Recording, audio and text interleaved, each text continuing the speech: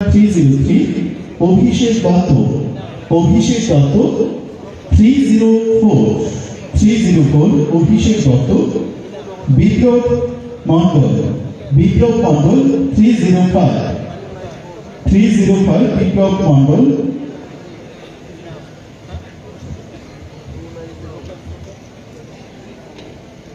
দীপান্বিতা দেব 306 স্নেহাশিস শেখ 315 স্নেহাশিস শেখ সঞ্জিত হোসেন 316 সাগরদীপ সাহা 302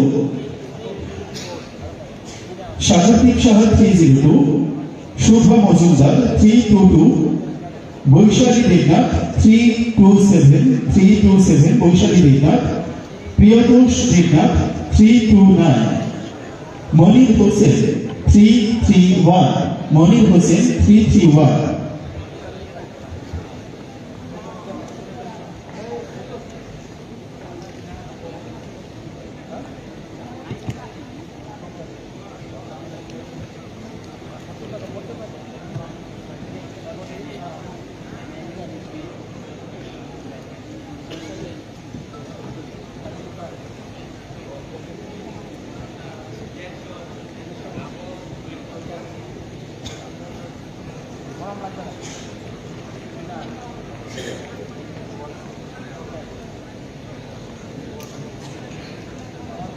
সঞ্জয় কুমার রয় সমীর ইসলাম মজুমদার 333 পৃথা দেবনাথ 334 শুভ্র রুদ্রপাল 339 বিনয় পাল 340 Anindita Das 341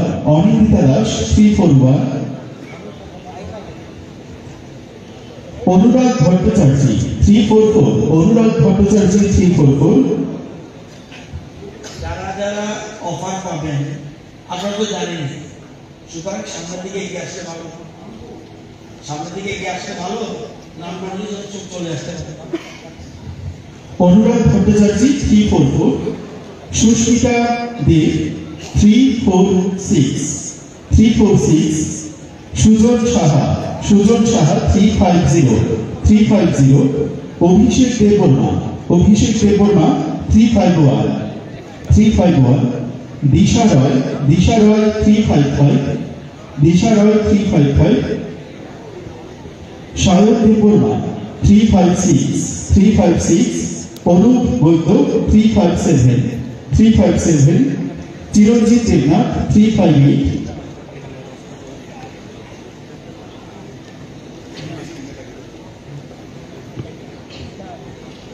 Mary Tripura নম্বর 1629 Mary Tripura আপনি আপনার token নিয়ে মঞ্চে চলে আসবেন। মেরি ত্রিপুরা 1629 অভিষেক দেববর্মা দিশা রয়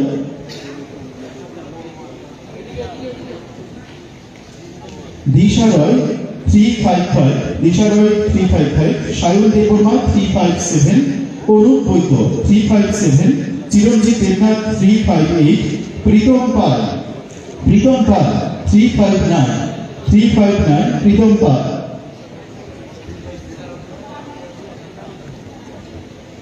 নবজিৎ রয় 352 নবজিৎ রয় বিনীতা ভট্টাচার্য 367 দীপঙ্কর দে 368 রফিক বৈরাগী 371 প্রণব দত্ত 373 প্রণব দত্ত ঋতুরাজ চক্রবর্তী 376 অস্মিতা দে 386 বিথিকা সিংহা 391 সায়ক দাস 392, দিবাকর শিকদার 399, প্রসেনজিৎ মিত্র 405, মিঠুন দাস 407, দেবব্রত দাস 420, বিশ্বজিৎ চক্রবর্তী 426, রাজীব রঞ্জন মণ্ডল 422, রেশমা বণিক 429, রেশমা বণিক।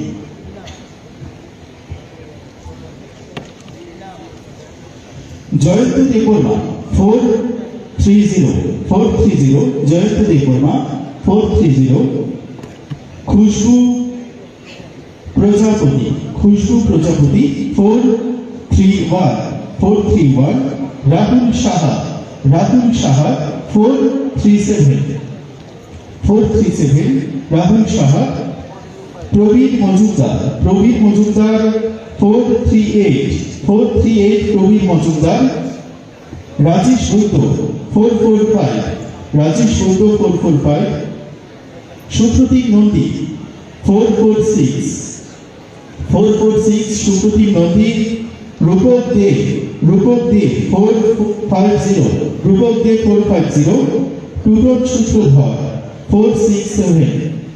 টুটন সূত্রধর 467, নাসিক রায় জামাতিয়া 474, বিশাল সাহা 476, বিশাল সাহা, সুমন দেবনাথ 477, সুমন দেবনাথ, অরূপ ঘোষ 481, অরূপ ঘোষ, ইমানুল রিয়াল 491, সুরজিৎ নম 492, সৌরভ সিংহ 498, নীলেন ভট্টাচার্য 499, সুস্মিতা দেববর্মা নম্বর 507,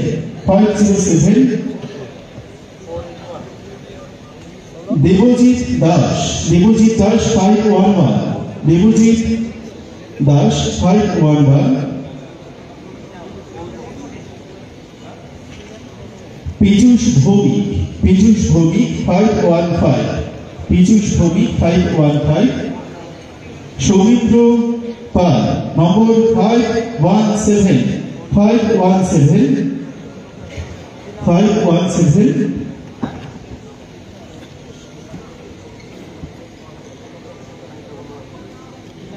অভিজিৎ ঘোষ 524, সুজয় চক্রবর্তী 531, সুজয় চক্রবর্তী, অঞ্চল পাঠক 534, সৈকত মালাকার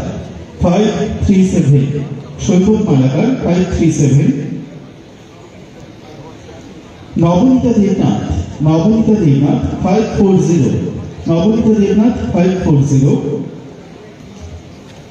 অনিশ কাঞ্জি 541, প্রিয়ব্রত দেবনাথ 545, প্রিয়ব্রত দেবনাথ নম্বর 545,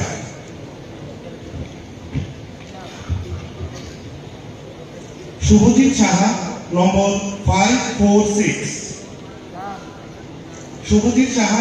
546, অঙ্কিতা চৌহান নম্বর 548, এলএন সাকমা নম্বর 551, সাগরময় বৈদ্য নম্বর 556, দীপ মজুমদার নম্বর 557, সুখদীপ রয় নম্বর 558, রূপেশ দাস নম্বর 573, মিস্টার দেবজিৎ দেব নম্বর 574, মাধব দাস নম্বর 576,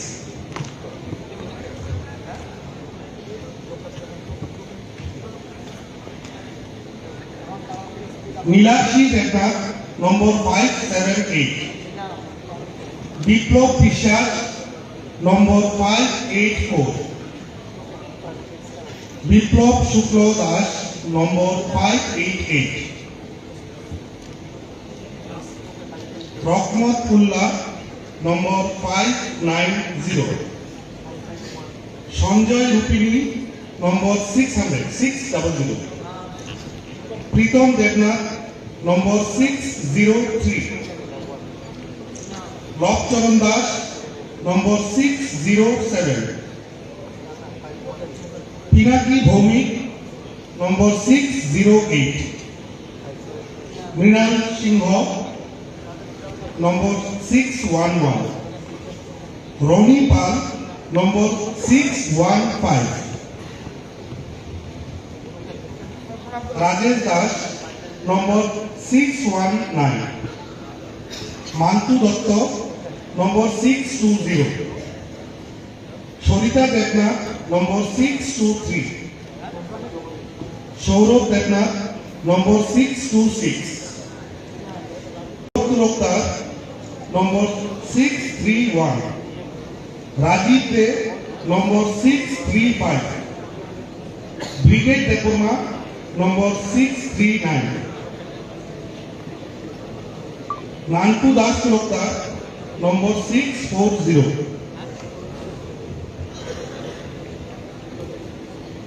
Mampi Roy number 645, Amal Debbarma number 649, Badal Goswami number 653, Asit Majumder number 665, Anupam Shuklabaidya number 668, Ajay Modak number 669, Isha Debbarma number 671, Ashwajit Majumder number 676, Subhadip Debnath number 683, Akash Sutradhar number 686, Puja Debnath number 687, Manish Puri number 690, Joydeep Ghosh নম্বর 692, রাজেশ বণিক নম্বর 693, প্রদীপ নাথ নম্বর 696, এথিনা উচুল নম্বর 699, বিজু গো নম্বর 703,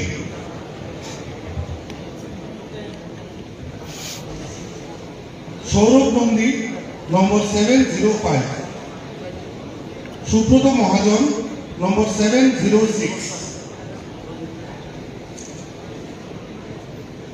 শৈল কুমার রয় নম্বর 805, অসিত পাল নম্বর 1040, অভিষেক সিনহা নম্বর 1470, রজত কান্তি চক্রবর্তী নম্বর 1723, জয়ন্ত ঘোষ নম্বর 1928,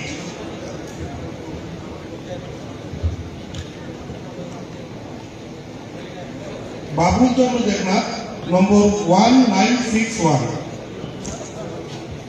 দালান দেববর্মা নম্বর 1974, অপূর্ব লোধ নম্বর 1980,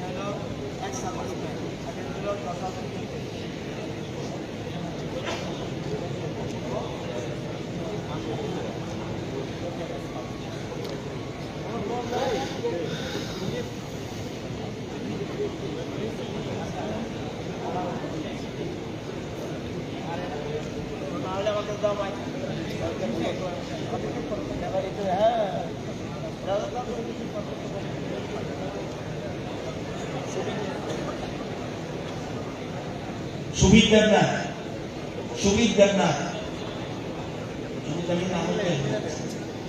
সুবিধ দেবনাথ, হরলাল ভৌমিক,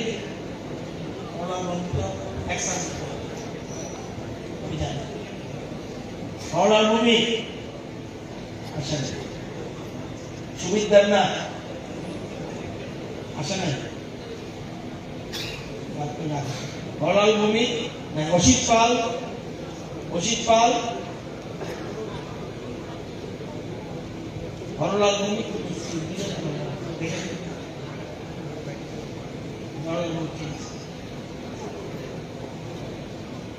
প্রীতম দেবনাথ, অভিজিৎ দাস, জয়ব্রত দেবনাথ,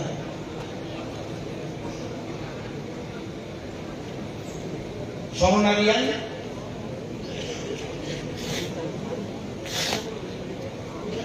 হোক না শরণারিয়ান, শরণা, বাবার নাম কি? বাবার নাম কি? হ্যাঁ ঠিক।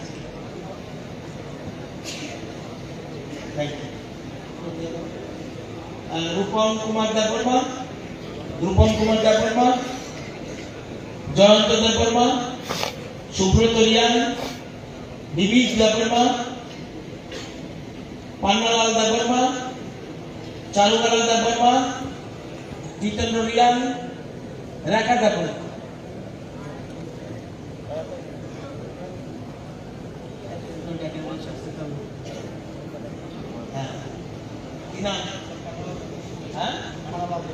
পান্নালা,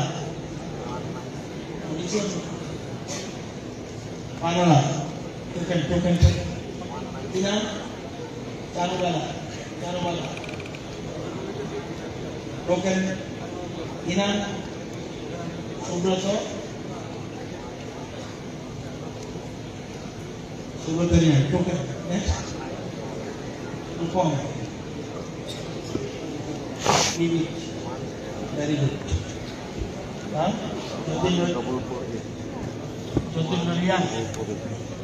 Token. Rekha. Rekha Devarma. Jayant Devarma. Thank you. Pradip Tripura. Pradip Tripura. Lal Jama. Lal Jama. Damuhala Dalong, Damuhala, Damuhala Dalong, Lota Devarma,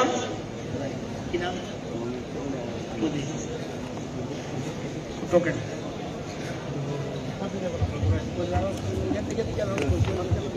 Hemanta Tripura number 1523, Mangal Chakma number 1530, Jyoti Basu Chakma number 1537, Dutta Kishore Jamatia number 1540, Nimesh Debbarma number 1543, Kanika Debbarma number 1547,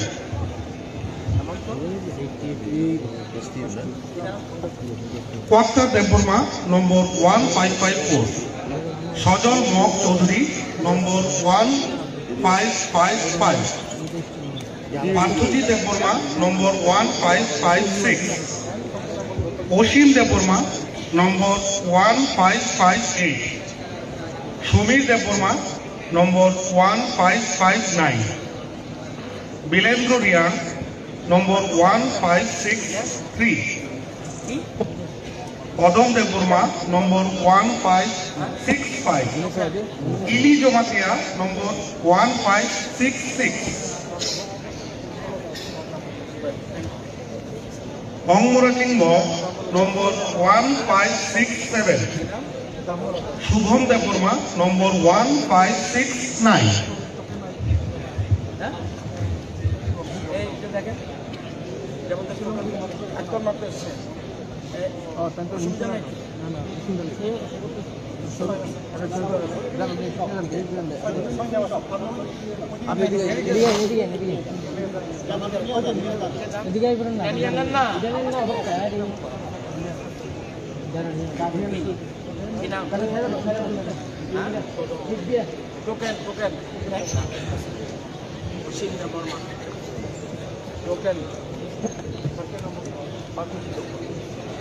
Bonjon Chakma 1575, Orjin Deborma 1591, Dojendra Kolon 1595, Maria Deborma 1604, Mintu Chakma 1610, Bashanjoy Rian 1615,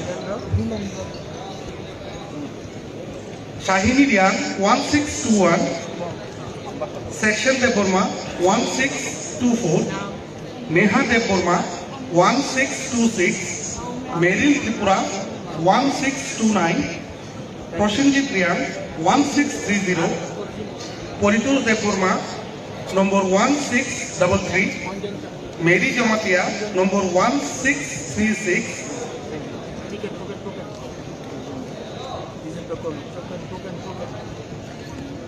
Lalpun Pui number 1641, Puja Jamatia number 1643, Pramod Moitakma, Pradip Moitakma number 1645,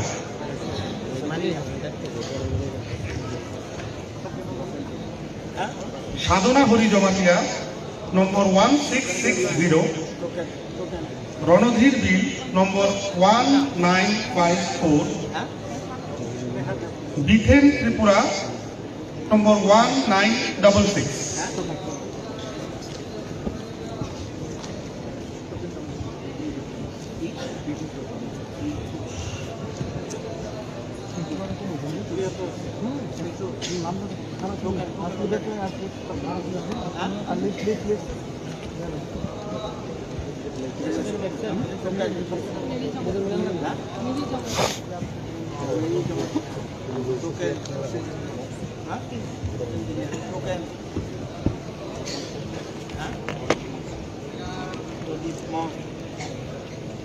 Token, puja, token,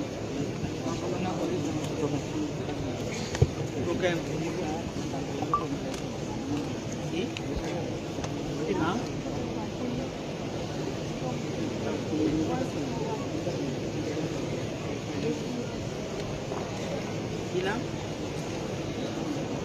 Bukan serial number tu apa?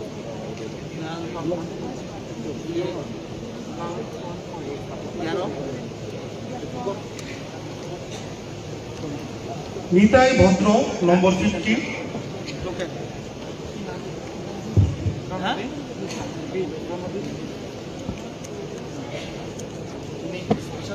Nitai ভদ্র যিনি আছেন একটু পরে আসবেন, নিতাই ভদ্র যিনি আছেন একটু পরে আসবেন, আমাদের এটা শেষ হয়ে যাক তারপরে আসবেন।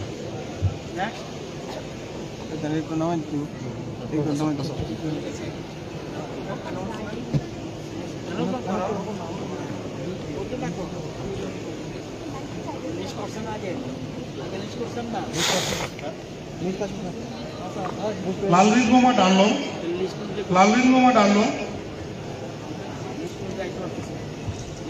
পীতম্বর দেববর্মা, পীতম্বর দেববর্মা,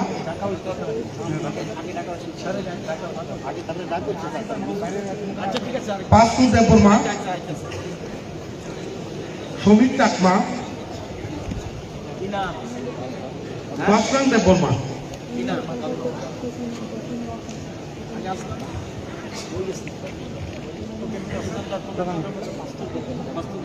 বীরজা মোহন ত্রিপুরা, বীরজা মোহন ত্রিপুরা, অনিম দেববর্মা, অনিম দেববর্মা, শ্যামকুমার মনসুন, জোথান লিয়ানা রানং, বিকাশ মুন্ডা, নরেশ কুচই, শিমন দেববর্মা, অম্বালিকা দেববর্মা, পিটার দেববর্মা, জুনা চাকমা,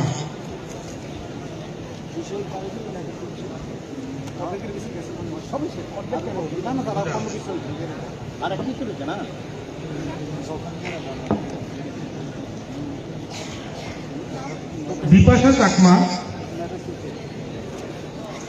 জারিনা চাকমা, বাদাম দেববর্মা, হায়াতি জমাতিয়া, বুদ্ধ দেববর্মা, পাঞ্চা বহু ত্রিপুরা।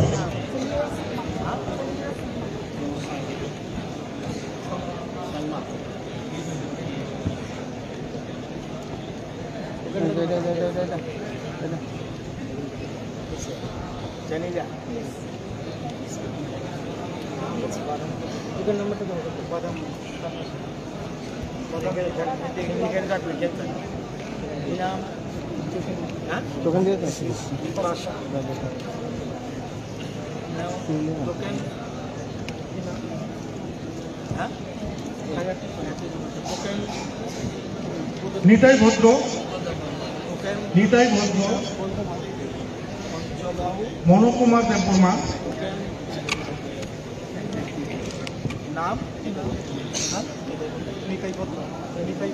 নিতাই ভদ্র নম্বর 50, মনোকুমার দেববর্মা নম্বর 57, তমালিকা চৌধুরী 59, অভিরূপ দাস 104।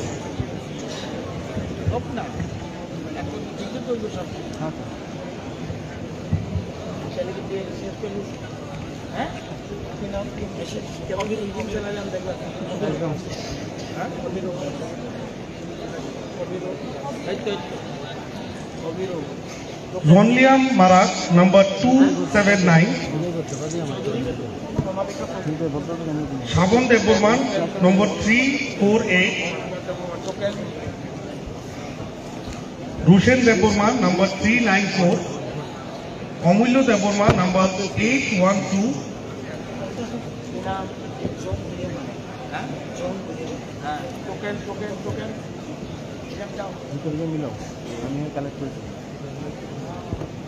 পথিকৃত দেববর্মা নম্বর 1013।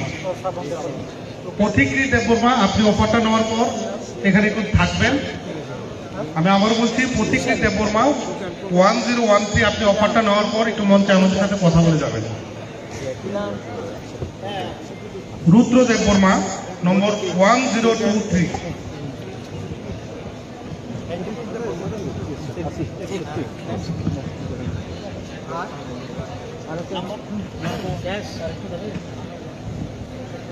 প্রিয়াঙ্কা দাস, সত্য সনাতন দাস, রানা দাস, অনুপ দাস।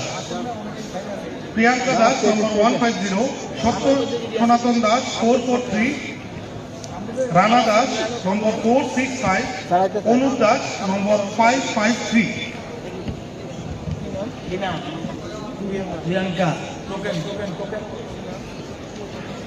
কি সত্য সনাতন ধর্ম, অনুপ দাস,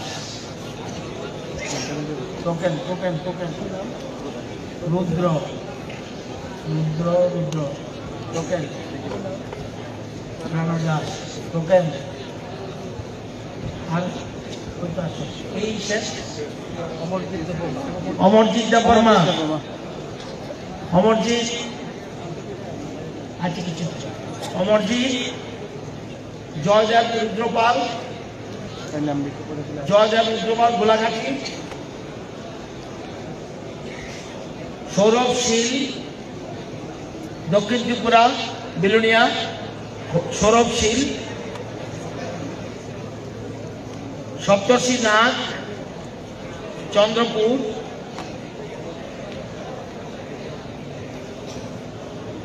দেবরূপ পালি কৈলাসর, রাজীব ঘোষ রাজধরনগর জামজুরি,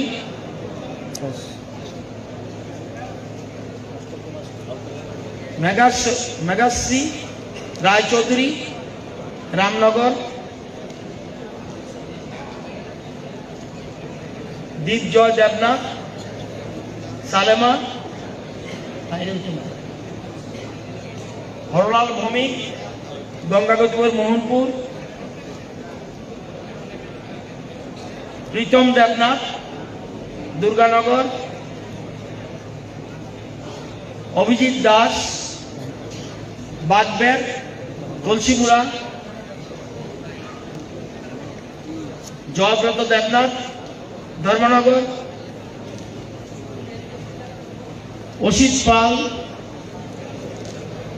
টাউন ফুলকুমারী উদয়পুর, পার্থ দেবনাথ,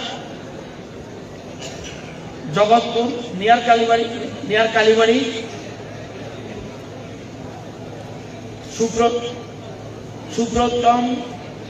সুপ্রীতম নন্দী, শ্রীনগর, এডিনগর, এমানুয়েল রিয়াং, ঘুরেন কেন? আচ্ছা, স্যার আমি ডাইরেক্ট খবর ঢুকে গেছিলাম। সুবিত দেবনাথ, পার্থ কই করতে গেছিস? অমান্বিত অনিয়া, ওই যে একটা দেখছিলাম কালকে 2017 কি হবে, বৌমা আমার জল টেস্টটা পেয়েছে, আমার জন্য খবর দিয়ে ওরা এসে খাইয়ে দিয়ে প্র্যাকটিক্যাল তারপর অন্যের উপর ডিপেন্ড হয়ে নাই। আর টোকেন আছে অথচ অফার পাননি, হাত তোলেন। টোকেন আছে অথচ অফার পাননি, এমন কেউ আছেন কি না? আসেন, টোকেন আছে তার বলেন না কেন? আপনারা যান, যারা যারা অফার পেয়েছেন সবগুলি অফারটা দেখান তো দেখি, খামগুলি দেখান, খামগুলি দেখান।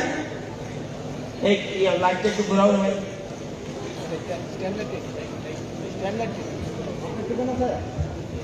যারা যারা অফার পেয়েছেন অফারগুলি আমার দিকে শো করা, ইয়েস, এরকম ভাবে সব ঠিক আছে। এখন আমাকে বলেন, টোকেন পেয়েছেন, রেজিস্ট্রেশন করিয়েছেন, অফার পাননি, একজন লোক আছে পাইছে? অফারটি দেখেন,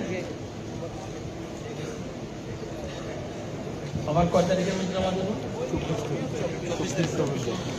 অফারের জমা দেওয়ার লাস্ট ডেট, অফার জমা দেওয়ার লাস্ট ডেট 24 নভেম্বর।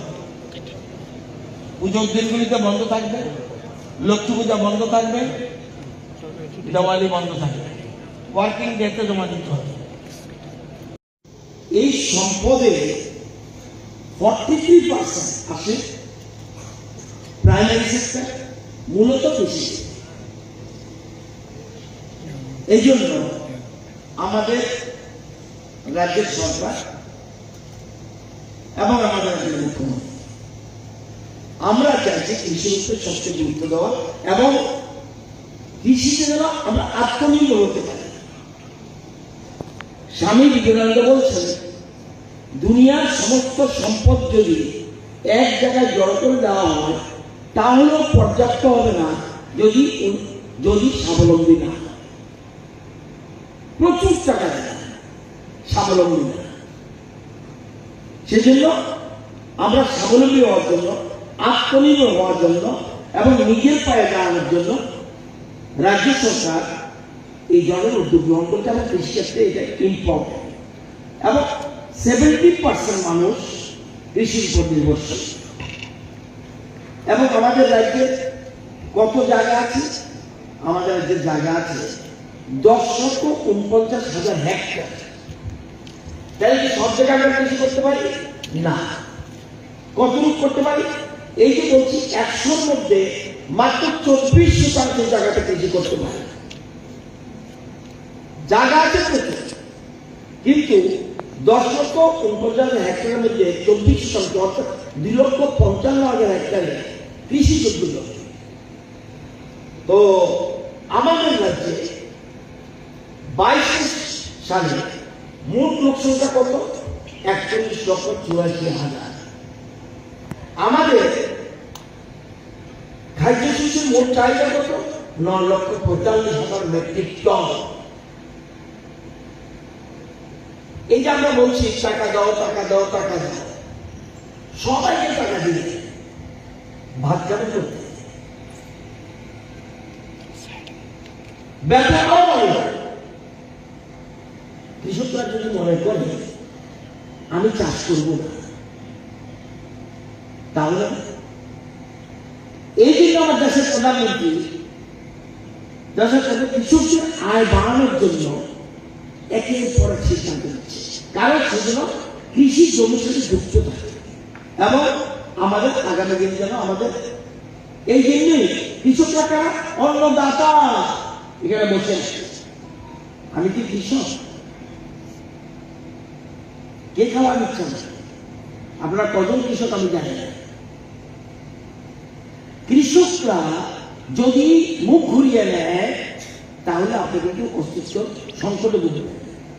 তো আমাদের সরকারের মোট জিনিসটা হলো, আমরা আমাদের রাজ্যে বর্তমানে আপনাদের জানার জন্য বলছি, আমাদের রাজ্যে যে আপনাদের জানা থাকা দরকার, আমাদের রাজ্যের পুরোটা কিন্তু আমরা কিন্তু এখন আত্মনির্ভর হই কৃষিতে, ধীরে ধীরে এগোচ্ছি। আমি যদি বলি যেমন দক্ষিণ ত্রিপুরা, আপনারা কিছুদিন পরে জয়েন করবেন। আমার বোধ হয় 24 নভেম্বর মধ্যে আমার বোধ হয় জমা দিতে হলে বোধ হয় এই জন্য দিয়েছে। সাউথ ত্রিপুরা কত লোক আছে? 4,98,000। সেখানে খাদ্যশস্য কত দরকার? 1,12,000 মেট্রিক টন। তারা উৎপাদন করছে কত? দক্ষিণ ত্রিপুরার মানুষ 1,46,000, তারা সাধারণ 34,000 মেট্রিক টন বেশি উৎপাদন করছে। আসলে গোমতী কত লোক? 4,97,000 মানুষ। কত দরকার? 1,12,000 মেট্রিক টন বছরের দরকার। কত উৎপাদন করছে? 1,35,000 মেট্রিক টন। 23,000 মেট্রিক টন বেশি উৎপাদন করছে প্রয়োজনের তুলনায়। এবার আসুন দমায় লোক হলো 4,15,000। দরকার কত? 94,000 মেট্রিক টন খাদ্যশস্য। তারা করছে কত? 99,000 মেট্রিক টন তারা করছে। তারা 5,000 মেট্রিক টনের মতো তারা বেশি করছে। নর্থ 4,56,000 মানুষ। দরকার কত? 1,04,000 মেট্রিক টন। করছেন কত? 82,000 মেট্রিক টন। তাই স্বাবলম্বী নয়। তাহলে নর্থ ত্রিপুরা স্বাবলম্বী নয়। আরো 22,000 মেট্রিক টন উৎপাদন করতে হবে। যে জায়গা আমার পারবে না, আমি চাল থেকে টাকা আনতে পারবো না, বাংলাদেশ থেকে টাকা আসবে না। এই জায়গার মধ্যে আমাকে আধুনিক পদ্ধতিতে, বিজ্ঞান পদ্ধতিতে আমাদের কৃষি দপ্তর, হর্টিকালচার এবং কৃষক ব্যবসায় আধুনিক বিজ্ঞান পদ্ধতিতে আমাদের ব্যবস্থা করতে হবে। এই জন্য আমাদের লোক দরকার। 3,32,000 মানুষ। তাদের দরকার কত? 75,000 মেট্রিক টন। উৎপাদন করছে কত? 69,000। তারাও স্বাবলম্বী না। এবার খোয়ায় তাদের লক্ষ্য তো 3,76,000 মানুষ। দরকার 84,000। তারা অনেকটা কাছে চলে এসছে। 81,000 মেট্রিক টন উৎপাদন হচ্ছে। আরো 3,000 মেট্রিক টন সন্দেশ। পশ্চিম ত্রিপুরা যেহেতু শহর বেশি, সেখানে 10,37,000 মানুষ। উৎপাদন হচ্ছে দরকার 2,34,000 মেট্রিক টন। মাত্র 88,000 মেট্রিক টন উৎপাদন হচ্ছে। এই যে জিনিসগুলি, এই জন্য বলছি আত্মনির্ভর হতে হবে। আমি শুধু পয়সা পাবো, বেতন পাবে, প্রচুর হবে, প্রচুর টাকা দিল, কি খাবে? টাকা চিবিয়ে খাবে। আজকে আজকে ভারতবর্ষের প্রধানমন্ত্রী এই গুরুত্ব দেওয়ায়, কৃষিকে গুরুত্ব দেওয়ায়, আপনারা জানেন সারা ভারতে 4 বছর ধরে 81 কোটি মানুষ ফ্রি চাল পাচ্ছে। 81 crore 4 বছর ধরে। ত্রিপুরাতে 24,76,000 মানুষ প্রতি মাসে 5 কেজি করে মাথা পিছু চাল পাচ্ছে। এটা কি কৃষি আত্মনির্ভর বলে আমরা পৃথিবীর মধ্যে সবচেয়ে বেশি, আমরা সেকেন্ড পজিশনে বর্তমানে ইন্ডিয়া, আমরা আজকে আমাদের থেকে অন্য একটা দেশ আমাদের বেশি আছে। আমাদের আত্মনির্ভর হতে হবে এবং এই জন্য সরকার আমরা চেষ্টা করছি। এবং আমাদের জায়গা কিন্তু ভালো, আমাদের জায়গা কিন্তু ভালো, আমাদের কম জায়গার মধ্যে, যেমন আমরা অল ইন্ডিয়াতে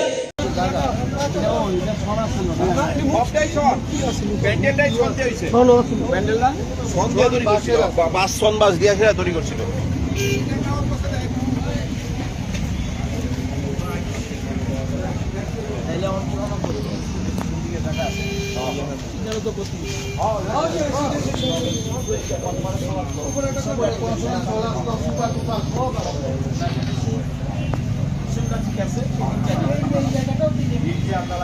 উপরে একটা জিম আছে, জিম আছে উপরে,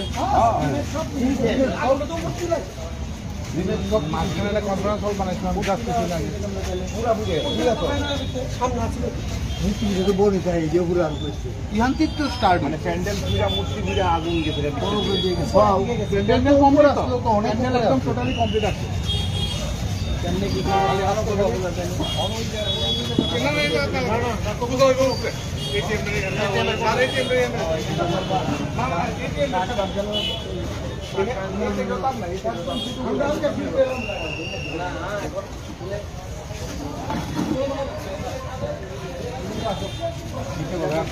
নীরবে থাকবে, বুঝছো টাকাটা এখানে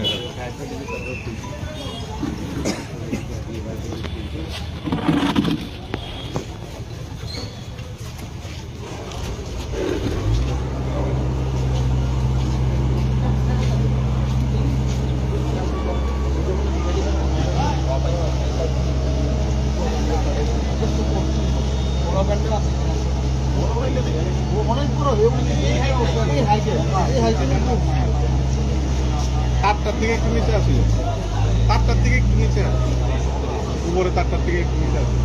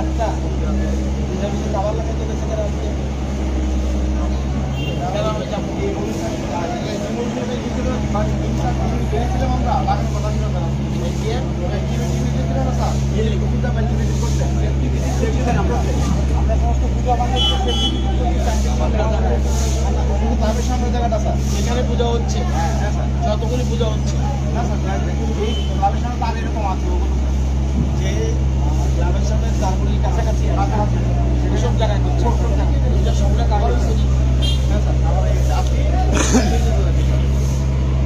যারা কাজ করতে পারে তাদেরকে অ্যালার্ট করে দেন, অ্যালার্ট করে দেয়।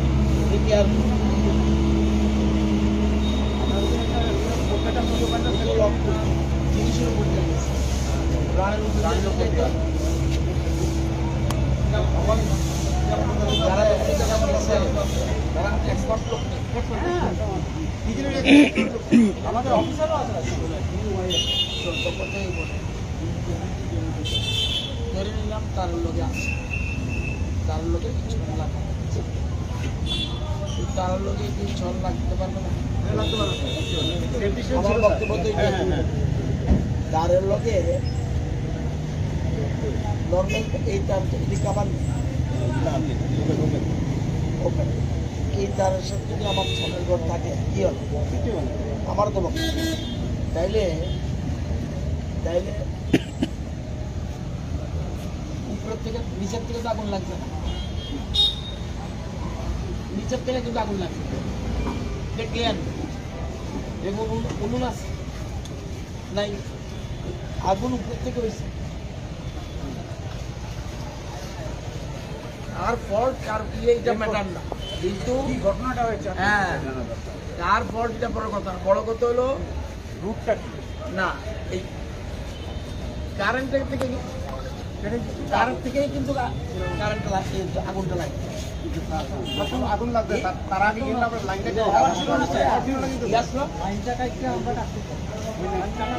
আরে তাহলে কোথেকে আগুন আসবে আরে ভাই আগুন করতে আসবে কারেন্টটা ছিল তখন লাইট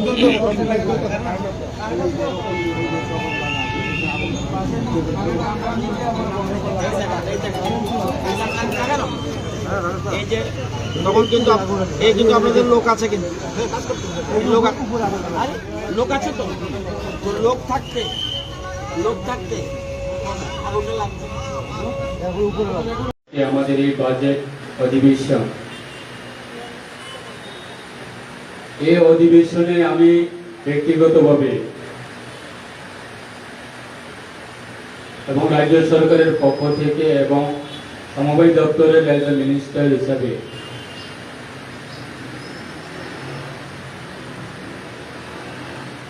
কয়েকটি আমি আপনার সঙ্গে আজকে এই সাধারণ সভাতে আলোচনা করব। বিশেষ করে আজকে এই সমবায় দপ্তর আপনারা সবাই অবগত আছেন, বিশেষ করে সমবায় যে আন্দোলন করার বিষয় এবং উদ্দেশ্য,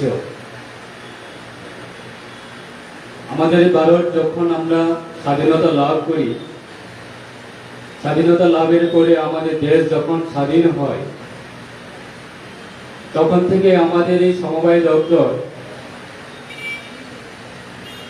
এটা দেশের সমস্ত নাগরিকের জন্য, বিশেষ করে গ্রাম ইউনিয়ন এলাকায় যারা বসবাস করেন তাদেরকে কিভাবে অর্থনৈতিক সহযোগিতা এবং অর্থনৈতিক শক্তিশালী করা এবং বিভিন্ন এই দপ্তরের মাধ্যমে মানুষকে রোজগার দেওয়া এবং এলাকা উন্নয়ন করা, সেটা লক্ষ্য। আজকে বিশেষ করে আমি ব্যক্তিগতভাবে অসংখ্য ধন্যবাদ জানাবো আমাদের দেশের যিনি এই দপ্তরের মন্ত্রী মাননীয় আমাদের হোম মিনিস্টার অমিত শাহজিকে। উনি অল্প সময়ে উনি যখন দায়িত্ব নিয়ে বিগত দিনে এই সমবায়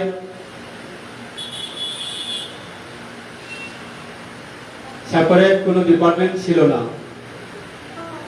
আজকে এই সমবায় আজকে ভারত সরকারের একটা অন্যতম একটা দপ্তর হিসাবে যিনি দপ্তরের মন্ত্রী, যিনি দায়িত্ব নিয়ে কাজ করছেন। অল্প সময়ে উনি যেইভাবে এই সমবায় দপ্তরটাকে এটা সুন্দর পলিসি এবং বিভিন্ন রাজ্যে দেশের অর্থনীতিটাকে যেগুলো ভাবে হোক শক্তিশালী করার ক্ষেত্রে একটা অঙ্গ হিসাবে এই সমবায় দপ্তর কাজ করছে। আজকে আমি অবাক হলাম যে এত বছরের পরে ধর্মনগরের একটা কোঅপারেটিভ সোসাইটি যে বাৎসরিক সাধারণ সভা, সেটা আমাদের যারা এই কোঅপারেটিভ যারা সদস্য রয়েছে, যারা মেম্বার্স রয়েছে, আজকে আমাদের এই সাধারণ সভা আমাদের জন্য কত গুরুত্বপূর্ণ সেটা আমাদের জানা দরকার। আমি শুনেছি বিগত বহু বছরের পরে আজকে এই আমাদের আপনারা যে কোঅপারেটিভ চালাচ্ছেন, এই কোঅপারেটিভের যে পরিকাঠামোগুলি বিগত দিনে বেশি কিছু এই এলাকা মানুষের জন্য কাজ করেনি, তথা 2018 আগে। আজকে প্রায় এই কোঅপারেটিভ সোসাইটির প্রায় 99 জনের কাছাকাছি সদস্য রয়েছে।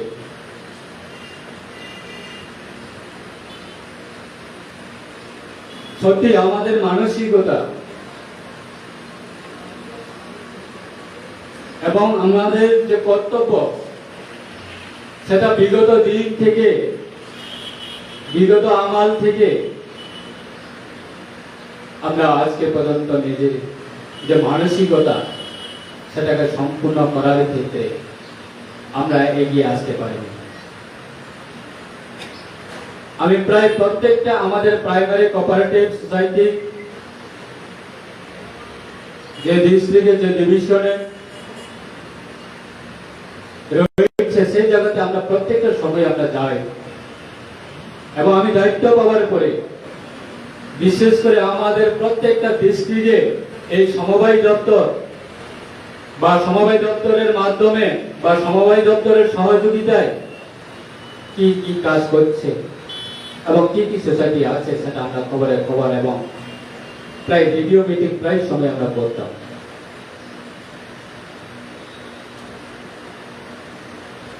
দেশে আমরা প্রায় অন্যান্য রাজ্যতে আমরা বলি যে গুজরাটে প্রাইম মিনিস্টার, দেশের প্রধানমন্ত্রী গুজরাট থেকে, এবং দেশের স্বরাষ্ট্রমন্ত্রী গুজরাট থেকে।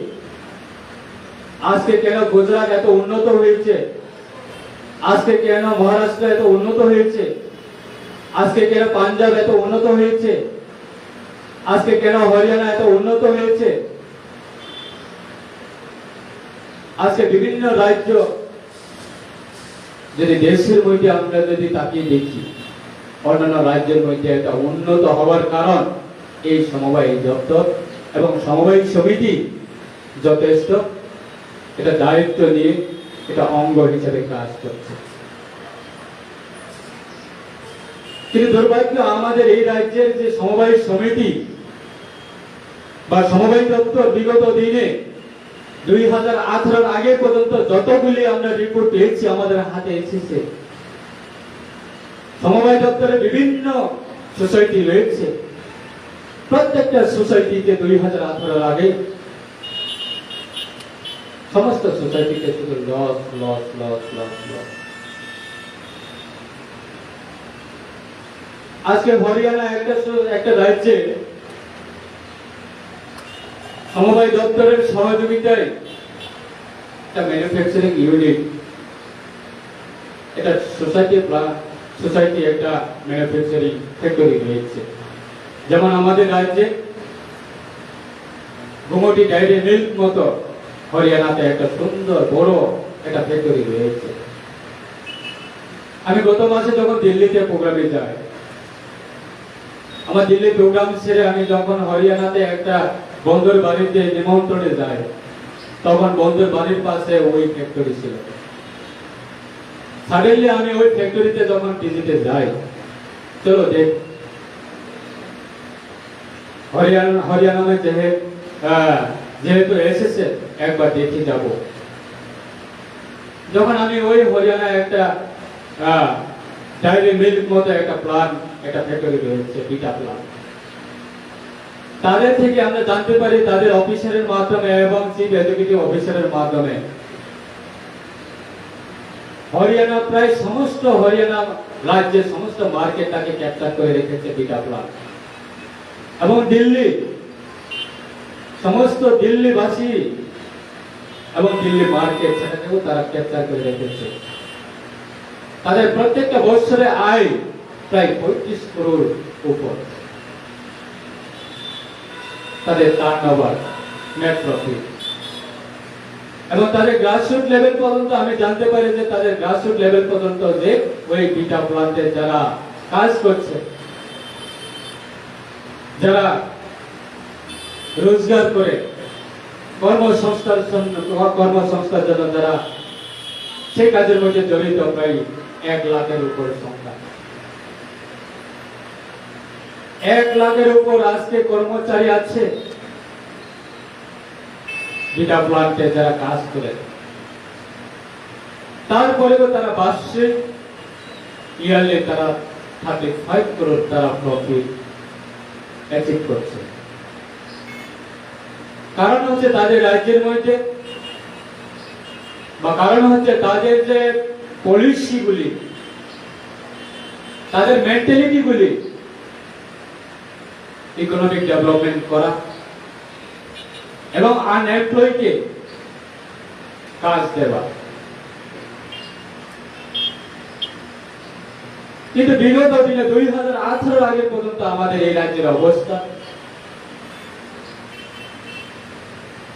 দুর্ভাগ্যের সাথে বলতে হয় প্রত্যেকটা জায়গাতে গিয়ে, তারপরেও প্রায় 25 বছর মানুষ বিনা কারণে বিনা সুবিধায় মানুষ সমর্থন করে তাদেরকে 25 বছর রেখেছে এই রাজ্যের মধ্যে বিগত দিনে। গতকালকে আমাদের রাজ্যের মাননীয় মুখ্যমন্ত্রী প্রফেসর ডক্টর মানিক সাহা মহোদয়ের সঙ্গে একটা অনুষ্ঠানে আমি উপস্থিত হয়েছি। আমাদের সমবায় দপ্তরের সহযোগিতায় রুদ্রসাগর উদ্বাস্ত কোঅপারেটিভ সোসাইটির মাধ্যমে প্রোগ্রামটা তারা বাৎসরিক প্রোগ্রাম এবং বাৎসরিক সে আজকে আপনারা যেভাবে প্রোগ্রামটা করছে সেরকম ভাবে তারাও গতকালকে তারা annual programme, annual general programme তারাও গতকালকে করেছিল। ভাই গতকালকে সারাদিনে তাদের কর্মসূচির মাধ্যমে এবং কর্মসূচি সেরে সন্ধ্যাবেলায় আমাকে এবং রাজ্য সরকারের আমাদের রাজ্যের মাননীয় মুখ্যমন্ত্রীকে নিমন্ত্রণ করে তারা একটা সুন্দর প্রোগ্রাম করেছে। বিগত 1 বছরে তাদের যে বিভিন্ন কর্মসূচির মাধ্যমে তাদের রুদ্রসাগরের উদ্বাস্ত সমবায় সমিতির মাধ্যমে তারা বিভিন্ন অ্যাক্টিভিটিসের মাধ্যমে তাদের 1 বছরের যে প্রফিট ইনকাম সেটাকে তারা ওই এলাকায় অসহায় পরিবার এবং ওই এলাকায় অসহায় যারা ছাত্রছাত্রী আছে এবং বিশেষ করে এই শারদীয় দুর্গা উৎসবকে কেন্দ্র করে তারা বস্ত্র বিতরণ এবং অর্থ সহযোগিতা দান বিভিন্ন কর্মসূচি তারা করেছে। প্রায় 400 জনের উপরে তারা 10,000 করে তারা দান দিচ্ছে গতকালকে এবং 2,000 উপরের পরিবারে তারা বস্ত্র দান করছে এবং অসহায় ছাত্র ছাত্রীদের জন্য পড়াশোনার ক্ষেত্রে অর্থ সহযোগিতা দিয়ে দান করছে গতকালকে। কিন্তু 2018 আগে ওই রুদ্রসাগরের উদ্বাস্ত সমবায় সমিতি 18 আগে ওর লস ছিল। আজকে 18 পরে তারা ইতিহাস তৈরি করেছে। সেই রকম ভাবে গতকালকে তারা যে উদ্যোগটা নিয়েছে সেরকম ভাবে কোনোদিনে ত্রিপুরার মধ্যে আমাদের সমবায় দপ্তর আসার পর পর্যন্ত কোনোদিনে গতকাল মতো তারা প্রোগ্রাম করতে পারেনি। এবং রাজ্যের মাননীয় মুখ্যমন্ত্রী তহবিলের তারা 1 লক্ষ টাকার চেক তুলে দিয়েছে গতকালকে।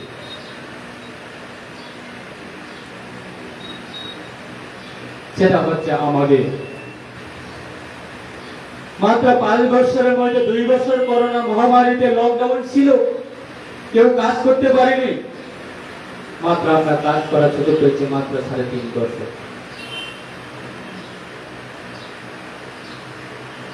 পলিসিগুলি আমাদের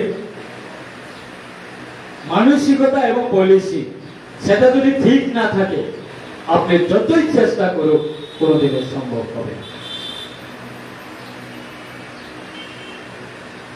বিগত দিনের মানসিকতা যতক্ষণ পর্যন্ত আমরা পরিবর্তন না করতে পারি ততক্ষণ পর্যন্ত আমরা সম্ভব না। আমি শুনতে পেরেছি এই বিল্ডিংটা 2018 আগে ছিল না, আজকে মাত্র 3.5 বছর সুযোগ পেয়েছি কাজ করা এই ধর্মনগর আমাদের কোঅপারেটিভ প্রাইমারি সোসাইটি।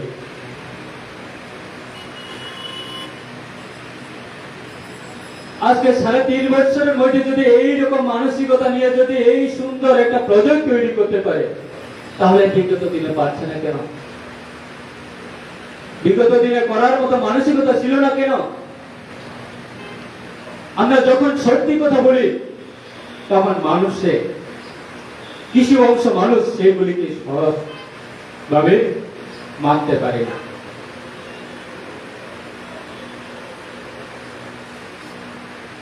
এবং আমি অনুরোধ রাখবো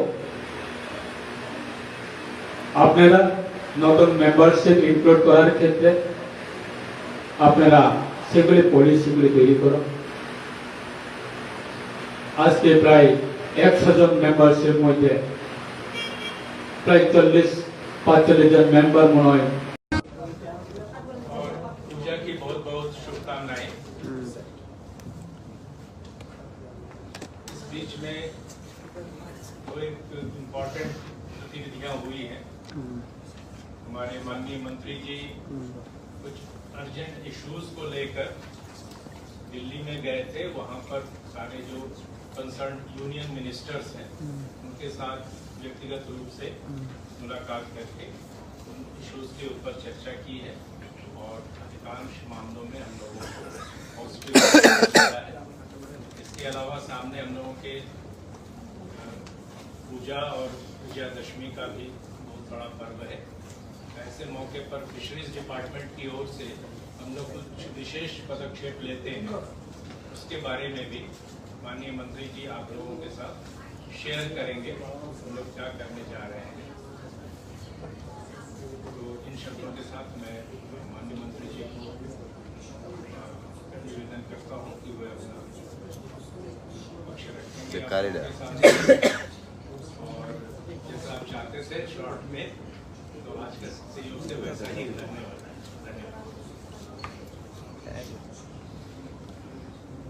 সবাইকে নমস্কার।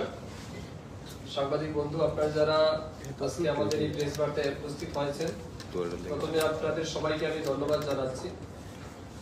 আপনারা জানেন আমাদের সবচেয়ে বড় উৎসব শারদীয় দুর্গাপূজা আর মাত্র 2 দিন বাকি।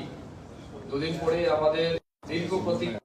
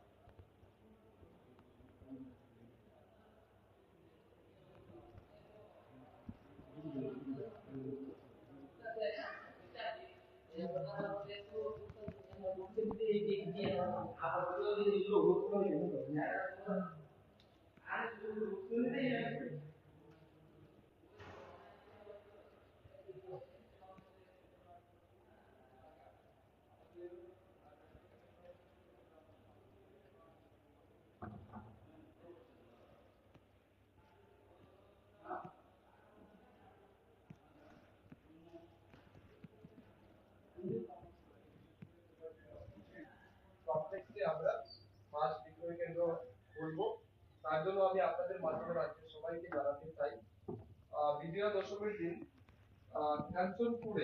কাঞ্চনপুর এসএফ অফিস কমপ্লেক্সে আমরা সেখানে ফিশ কাউন্টার আমরা করছি। পানিসাগর এসএফ অফিস কমপ্লেক্সে থাকবে।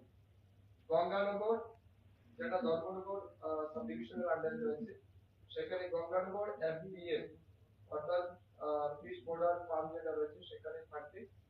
ধর্মনগর ফিশারি অফিসের সামনে থাকবে। আর কমলপুরের আবাঙ্গা আমাদের যে সুপারিনটেন্ডেন্ট অফ ফিশারি রয়েছে সেখানে থাকবে। ফিশারি অফিস কমপ্লেক্সের মধ্যে ওপেন হবে কাউন্টার। শান্তির বাজারের মৌরিপুরে হবে একটা, সেখানে মৌরিপুর বাজার এবং বাইকুড়া ফিশ সেল কাউন্টার। বাইকুড়াতেও আরেকটা আমরা রেখেছি, একটা বাইকুড়া বাজার, একটা মৌরিপুর বাজার, দুই জায়গাতে আমাদের শান্তির বাজারে থাকবে ওপেন। উদয়পুরের অমর সাগর যেটা আমাদের বড় ওয়াটার বডিজ রয়েছে, সেখান থেকে আমরা দুইটা কাউন্টার করছি সেখানে in the office of SF Udaipur অর্থাৎ সুপারিনটেন্ডেন্ট অফ ফিশারি উদয়পুরে আমরা দুইটা কাউন্টার করছি। ধনী সাগর যেটা আমাদের রয়েছে, ধনী সাগরে আমরা দুইটা করতে যাচ্ছি, সেটাও হবে উদয়পুর যেটা আমাদের ফিশারি অফিস রয়েছে সেখানে একটা হবে, আরেকটা হবে ফিশারি অফিস অফ কিল্লা ব্লকে আরেকটা অফিস আছে, সেখানে আমাদের সেল কাউন্টার ওপেন করব। এর সাথে দলাইয়ে যেটা আমাদের রয়েছে সিইও এফএফডিএ, সেখানে আমরা করমচড়া এবং জওহরনগর এই দুই জায়গাতে, একটা করমচড়াতে একটা জওহরনগর, সেখানেও মাছের।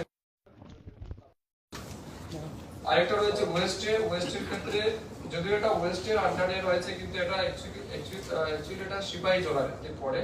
কলমচড়া যেটা বংশনগরের আন্ডারে পড়ে, সেই কলমচড়া আমাদের যেটা ফার্ম অফিস রয়েছে ফিশারি ফার্মের অফিস, সেখানে আমরা আরেকটা বিক্রয় কেন্দ্র খুলছি। কমলাসাগরের ক্ষেত্রে থাকবে কমলাসাগর ফিশ বোর্ডার অফিস, সেখানে আমরা বিক্রয় করব। এর বাইরে কোমারঘাট সাব ডিভিশনে থাকবে কোমারঘাট আরএফবিআর অফিস, ফটিকা এফএস সার্কেল অর্থাৎ ফিশারি যেটা আমাদের অ্যাসিস্ট্যান্ট সার্কেল অফিস রয়েছে সেখানে থাকবে আরেকটা। মোহনপুর থাকবে Lembuchhara FSD, Lembuchhara fishery superintendent complex, সেখানে অফিসের মধ্যে থাকবে। চাকমাঘাট এসএফ অফিস কমপ্লেক্সে থাকবে, এটা তেলিয়ামুড়াতে। গন্ডাছড়াতে থাকবে সারভা এফবিএফ কমপ্লেক্স। উদয়পুর আরএমডিগিতে থাকবে আরএমডিগি ফার্ম অফিস উদয়পুর, সেটাও একটা কাউন্টার আমরা করছি। তো মোট যেটা আমাদের টার্গেট রয়েছে প্রায় 7 থেকে 8,000 কেজি মাছ, 3-4টা ভ্যারাইটি থাকবে, যেমন কাতলা মাছ থাকবে, রুই মাছ থাকবে, মৃগেল থাকবে, কার্পিউ থাকবে এবং সিলভার। এই 4 থেকে 5টা ভ্যারাইটির মাছ সেদিন আমরা যে কাউন্টারগুলি আপনাদেরকে বললাম সেই কাউন্টারের মধ্যে আমরা বিক্রয় করব। এর বাইরে আমাদের আগরতলা যেটা এফএক্স বডি রয়েছে ফিশারি ডিপার্টমেন্টের আন্ডারে, তার অধীনে আপনারা যারা গত পয়লা বৈশাখে আমরা বিক্রি করেছি, সেখানেও আরেকটা কাউন্টার থাকবে আমাদের গুলবাজার, সেখানে ইলিশের ব্যবস্থা থাকবে, সাথে সাথে বাগান মাছ যেটা আছে সেটারও ব্যবস্থা থাকবে। আমি আপনাদের মাধ্যমে মাছের রেটটা বলে দিতে চাই। রুই মাছের যেটা রেট থাকবে, যেটা 1 কেজির নিচে হবে ওজন, তার রেট থাকবে 160 টাকা প্রতি কেজিতে। 1 কেজি থেকে 2 কেজির নিচে যে মাছ থাকবে তার রেট হবে 220 টাকা প্রতি কেজি। 2 কেজি এবং তার উপরে যেটা মাছ হবে তার রেট থাকবে 320 টাকা করে। আমাদের কার্পিউর ক্ষেত্রে সেটা হচ্ছে 1 কেজির নিচে যেটা সেটা 220 টাকা, 2 কেজির নিচে হবে 260 টাকা, 2 কেজির উপরে যেটা হবে তার রেট হবে 320 টাকা।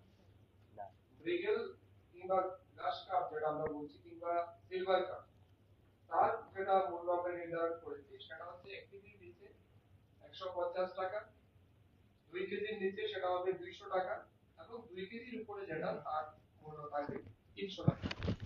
তো এটা হচ্ছে আমাদের যে দশমীর দিন যে আমরা মাছ বিক্রয় করছি, কোন কোন জায়গাতে আমরা করছি তার স্থান আমরা বললাম, তার মূল্য আপনাদেরকে বলেছি, এবং হয়তোবা একটা পার্টিকুলার এলাকাতে যত মানুষ রয়েছে প্রত্যেকের চাহিদা পূরণ হবে না, তবে কিছু মানুষের জন্য চাহিদা আমরা পূরণ করতে পারি লোকাল মাছের মাধ্যমে। এবং আমাদের যেটা খুব বেশি ডিমান্ড রয়েছে বিশেষ করে রুই, কাতলা, মৃগেল কিংবা সিলভার কাপ, লোকাল সবাই খেতে চায়। তো তার চাহিদা পূরণ করার জন্য কিছু একটা প্রয়াস ফিশারি ডিপার্টমেন্ট নিয়েছে। এর বাইরেও আমরা চেষ্টা করছি বিভিন্ন ভাবে যাতে আমাদের রাজ্যের মানুষের কাছে মাছ আমরা সরবরাহ করতে পারি, তার জন্য প্রয়াস চলছে। যদি আমরা বাড়াতে পারি ইন দ্য মিড টাইম, সেটারও প্রয়াস আমরা জারি রেখেছি। এর বাইরে ইলিশ মাছ যেটা আপনারা জানেন গত বছর আমরা দিয়েছিলাম, সেখানে গোলবাজারে যেটা আমাদের অ্যাপেক্স অফিস রয়েছে অ্যাপেক্স, সেখানে অ্যাপেক্স বডির মাধ্যমে সেখানেও আমাদের ইলিশ মাছের কাউন্টার সেম জায়গাতে এই বছরও থাকবে। গত বছর যে রেট ছিল সেখান থেকে আরো কিছুটা এবার রেট আমরা কম করেছি। এটা রেটটা কিছুটা রেট কম হবে, মোটামুটি সেম থাকবে, তবে 10-20 টাকা আমরা আরেকটু রেট কম করেছি ইলিশ মাছের ক্ষেত্রে। তো এই হচ্ছে আমাদের আজকের যেটা দশমী উপলক্ষে যে বিষয়, আমাদের বিশেষ একটা মেসেজ সব রাজ্যবাসীর জন্য। আমরা আশা করি আমাদের যতগুলি কাউন্টার আমরা খুলছি, কাঞ্চনপুর, পানিসাগর, ধর্মনগর, কমলপুর, কোয়াই, শান্তিরবাজার, উদয়পুর, ধলাই, সিইওএফডি, তারপর আমাদের ওয়েস্ট ত্রিপুরার আন্ডারে কুমারঘাট, ফটিকরাই, লেম্বুচড়া, মোহনপুর, তেলিয়ামুড়া, চাকমাঘাট, অমরপুর, ফটিকসাগর, গন্ডাচড়া, শর্মা এফডি, উদয়পুর, আরএমদিঘি, এই সমস্ত জায়গাতেই আপনারা সকাল মোটামুটি 9টার পর থেকে আপনারা মাছ পাবেন। আপনারা যারা আছেন সবার কাছে অনুরোধ থাকবে, আপনারা সেই দিন অবশ্যই আমাদের ফিশ কাউন্টার থেকে আপনারা মাছ নেবেন। তো এটা ছিল আমাদের আজকের বিশেষ ফিশারি ডিপার্টমেন্টের যেটা আমরা উদ্যোগ নিয়েছি দশমীকে উপলক্ষ করে। Thank you. এর বাইরে আরেকটা গুরুত্বপূর্ণ বিষয় রয়েছে যেটা মাননীয় সচিব বলেছেন আপনাদেরকে। রিসেন্টলি আপনারা জানেন আমরা দিল্লিতে গেছি অফিসিয়াল ভিজিটে। আমাদের কেন্দ্রীয় যিনি মন্ত্রী ফিশারি আইডিটি ডিপার্টমেন্টের সম্মানিত পুরুষোত্তম রূপালাজি, ওনার সাথে আমরা দেখা করেছি এই মাসেরই 12 তারিখ সকালবেলা, এবং দেখা করার পর আমাদের 11 তারিখ দুঃখিত 11 তারিখ আমরা দেখা করেছি ওনার সাথে, এবং দেখা করার পর যে বিষয়গুলি আমরা আলোচনা রেখেছি ওনার কাছে, সেটা হচ্ছে আমাদের উদয়পুরে আপনারা জানেন একটা ফিশারি ট্রেনিং সেন্টার আছে, সেটাকে আপগ্রেডেশন করে যেন রিজনাল ট্রেনিং ইনস্টিটিউশন তৈরি করা যায়, অর্থাৎ পুরো নর্থ ইস্টের জন্য একটা ট্রেনিং ইনস্টিটিউশন খোলা যায়। তার জন্য 50 কোটি 8 লক্ষ টাকার আমরা প্রজেক্ট ওনার সামনে রেখেছি, উনি সেটাকে লক্ষ্য করে দেখেছেন। তার বাইরে রাজ্যের বিভিন্ন জায়গাতে মাছের চাষের মাধ্যমে মাছের প্রোডাকশন বৃদ্ধি করার জন্য বিভিন্ন জায়গাতে আমাদের ফিশ কালচার টেকনিক্যাল সাপোর্টের জন্য আমরা আরেকটা 11 কোটি 90 লক্ষ টাকার প্রজেক্ট সাবমিট করেছি। 3 নম্বরে আমরা রাজ্যের বিভিন্ন জায়গাতে যেগুলি আনইউটিলাইজড ওয়াটার বডিজ রয়েছে, পরিত্যক্ত জলাশয় যেগুলি রয়েছে, সেগুলিকে ব্যবহার করে যাতে আরো বেশি মাছ চাষ বৃদ্ধি করা যায়, তার জন্য 25 কোটি টাকারও আরেকটা প্রজেক্ট আমরা দিয়েছি এগুলিকে রিজুভেনেশন করার জন্য, রিভাইভ করার জন্য। এর বাইরে আরেকটা আপনাদেরকে গুরুত্বপূর্ণ ডিসিশন বলি, যেটা আমরা অলমোস্ট সেটা আমরা পজিটিভ বার্তাও পেয়েছি, সিগন্যাল পেয়েছি। আমরা ফিশারি ডিপার্টমেন্টকে কাজে লাগিয়ে প্রথমবার রাজ্যে আমরা একটা ইনোভেটিভ প্ল্যান নিয়েছি, যে to set up an integrated aqua park in Tripura for the first time with the financial assistance of Government of India under CSS PMMSY during the year 2023 and 24.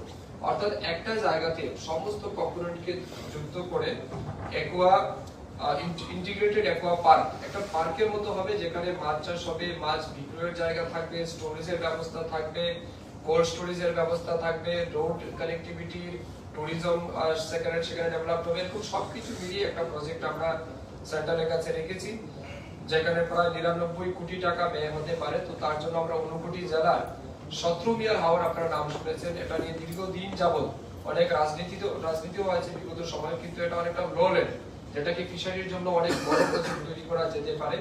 তো আমরা স্থানীয় নেতৃত্বের সাথে আলোচনা করেছি, তারাও অত্যন্ত এক্সাইটেড, এবং আমরা আশা করছি আগামী দিন হয়তো খুব রিসেন্টলি এই ইন্টিগ্রেটেড অ্যাকোয়া পার্ক এটা হয়তো আমরা সেকশন পেয়ে যাব, এবং সেখানে আমরা ঊনকোটি জেলাতে একটা বড় মানে ধরনের একটা মাছের আমরা চাষ সাথে মাছের উৎপাদন বৃদ্ধির একটা কেন্দ্র আমরা তৈরি করতে যাচ্ছি, সেটাও আমরা সেখানে রেখেছি। জায়গাটার নাম কি স্যার? জায়গাটার নাম এটা চণ্ডীপুর 17 মিয়ার হাওর, এটাকে হাওড়ে বাজার বলে, হাওড়ে বাজার এলাকা 17 মিয়ার হাওরে এখানে আমরা প্রজেক্ট সাবমিট করেছি।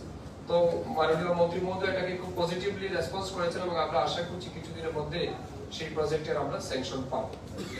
এর বাইরে যেহেতু এআরডিডি ডিপার্টমেন্টের ওনার কাছে আছে, আমরা এআরডিডি ডিপার্টমেন্টকে আরো বেশি ডেলে সাজানোর জন্য রিসেন্টলি আমরা পরিকল্পনা নিয়েছি। আমাদের যে আরকে নগর কলেজ রয়েছে সেটা ইনফ্রাস্ট্রাকচার ডেভেলপমেন্ট এবং ইন্টারনাল স্ট্রেংথেনের জন্য প্রায় 57 করোড়ের একটা আমরা প্রজেক্ট চেয়েছি, যাতে একটা ভার্টিক্যাল এক্সটেনশন আমরা করতে পারি, কনস্ট্রাকশন যেগুলি বাকি আছে সেগুলি করতে পারি, তার জন্য আমরা প্ল্যান দিয়েছি।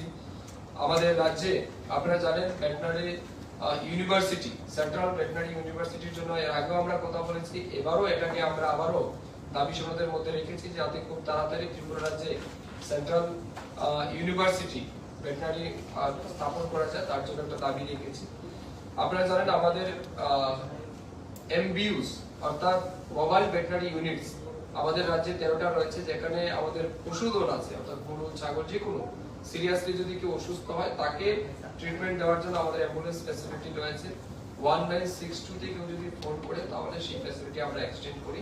তো বর্তমানে 13টা রয়েছে এবং আমাদের রাজ্য বেশিরভাগ জায়গা পাহাড়ি এলাকা, তো একই একটা অ্যাম্বুলেন্সে একটা ডিস্ট্রিক্ট কভার করাটা খুবই অসম্ভব ব্যাপার। এই জন্য আমরা মাননীয় মন্ত্রীর কাছে দাবি রেখেছি যে আমাদের প্রত্যেকটা ব্লকের জন্য একটা অ্যাম্বুলেন্স ফর ইচ ব্লক আমরা ডিমান্ড রেখেছি, সেটাকে উনি পজিটিভলি রেখেছেন এবং আমরা আশা করছি আগামী দিন সেই প্রজেক্টগুলি আমাদের স্যাংশন হয়ে যাবে।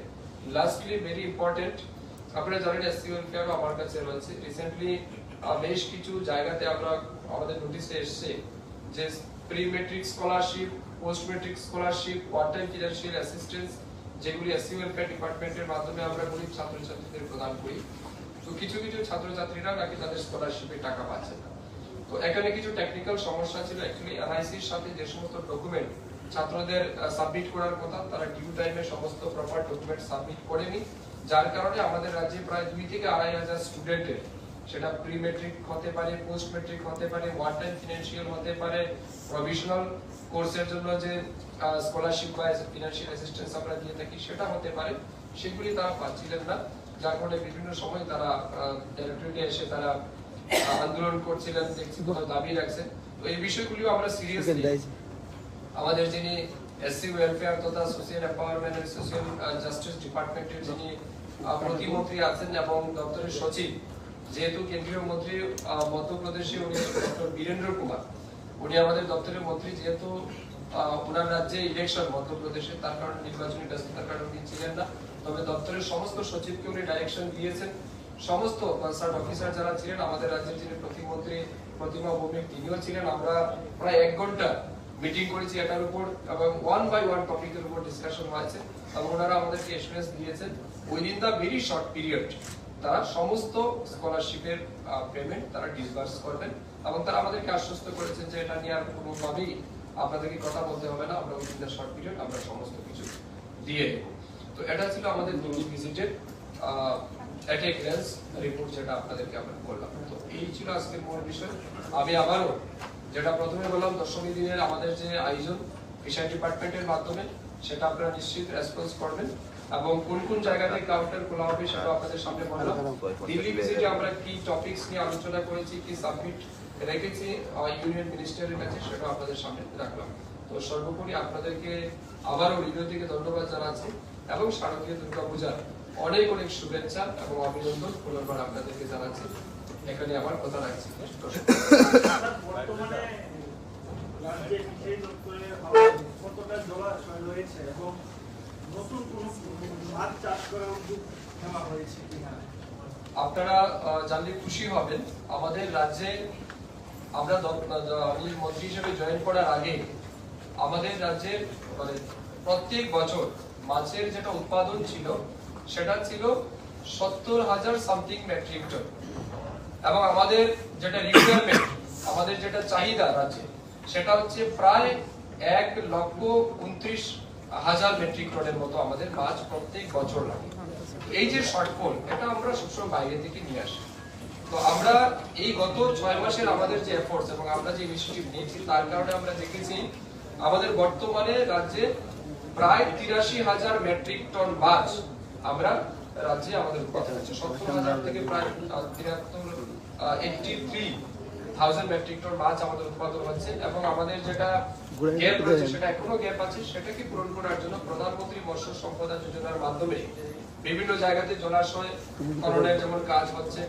আমরা লাস্ট টাইম আপনাদেরকে বলেছি কতগুলি নিউ ওয়াটার বডিজ আমরা খনন করেছি, কত পরিমাণ, তারপর বিভিন্ন জায়গাতে এই যে বললাম না যেগুলি পরিত্যক্ত জলাশয় রয়েছে সেগুলিকে রিভাইভ করার জন্য রিসেন্টলি আমরা বিভিন্ন মাধ্যমে আমরা সেগুলিকে রিজুভেনেট করার জন্য পরিকল্পনা নিয়েছি এবং আস্তে আস্তে সেগুলো হচ্ছে। এবং আমি আপনাকে আশ্বস্ত করতে চাই আগামী 1 বছরের মধ্যে পুরো রাজ্যে ফিশারি ডিপার্টমেন্টে একটা মানে অভূতপূর্ব একটা পরিবর্তন আপনারা লক্ষ্য করতে পারবেন।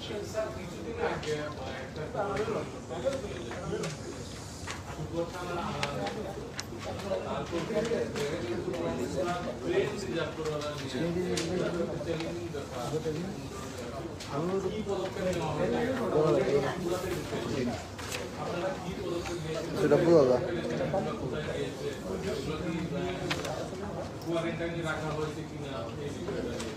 দেখুন, প্রথম কথা হচ্ছে যখন আজ থেকে প্রায় 3-4 মাস আগে আমাদের নোটিশে এসছে যে বাইরে থেকে বিভিন্ন জায়গা থেকে বিশেষ করে নর্থ ইস্টের বিভিন্ন স্টেট থেকে পিগলেট কিংবা পিগ তারা ট্রান্সপোর্টেশনের পরে আমাদের রাজ্যে ইম্পোর্ট করছে, যেটা টোটালি ইলিগাল। তো আমরা তার উপরে সাথে সাথে বসে ডিসিশন নিয়েছি, একটা কমিটিও বানিয়েছিলাম, কমিটি দেখে সবকিছু ঠিক করে আমরা একটা নোটিশও জারি করেছি। আমরা অফিসিয়ালি গেজেট নোটের মাধ্যমে আমরা দিয়েছি যে বাইরে থেকে কোনো রকমের ইলিগাল ট্রান্সপোর্টেশন হবে না, অর্থাৎ যতক্ষণ পর্যন্ত না আমাদের ভেটেরিনারি অফিসার বা ডক্টররা সার্টিফাইড না করছে যে সেটা ট্রান্সপোর্টেশনের জন্য ঠিক আছে, তার মধ্যে কোনো ডিজিজ নেই, কোনো এফেক্টেড নেই, ততক্ষণ পর্যন্ত এটা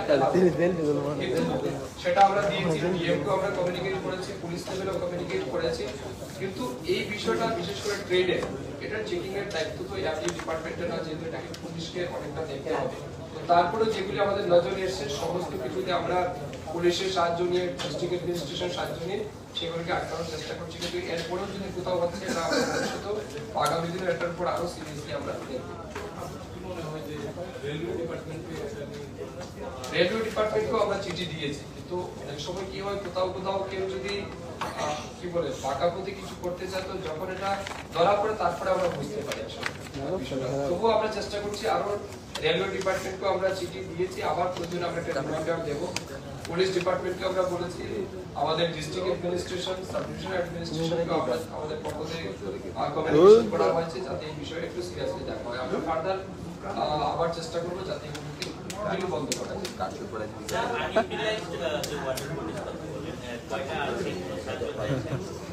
এটা পার্টিকুলার কয়টা নিয়ে এটাতে প্রায় এখন পর্যন্ত 250-এরও বেশি হেক্টর পরিমাণ জলাশয় আমরা করতে পেরেছি। আমার তো এটা আরো বেশি হতে পারে, কিন্তু আমরা ফাংশনাল করতে পারি যাতে এটার মাধ্যমে আগামী দিনে আরো বেশি মাছ উৎপাদন করতে পারি।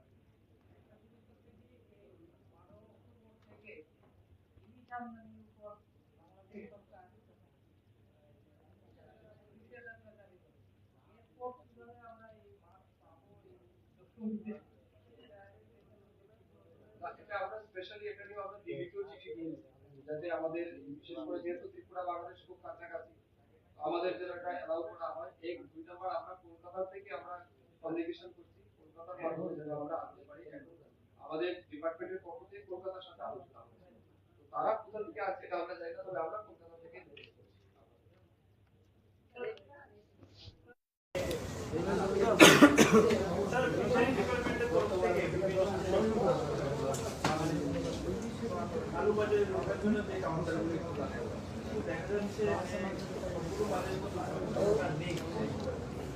বিভিন্ন বাজারে মাছের বিভিন্ন সময় বিভিন্ন রকম আমি এখন দুর্গাপুর বাজারে কিন্তু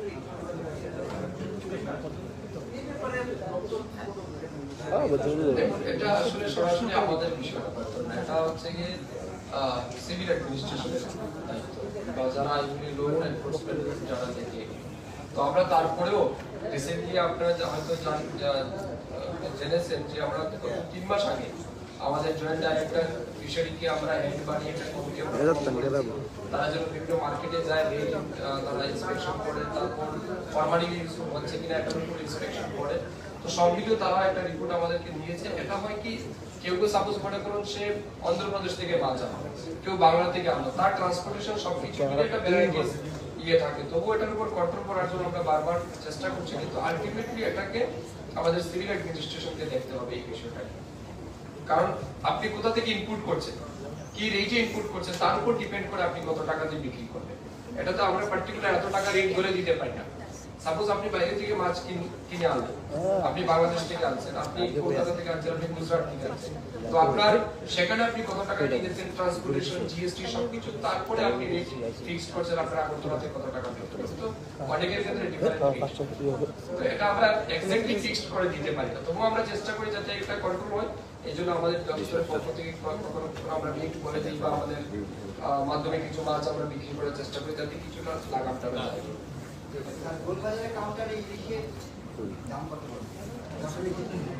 এক কেজির মতো যেটা, সেটা 1000 টাকার মতো পার কেজিতে পড়বে।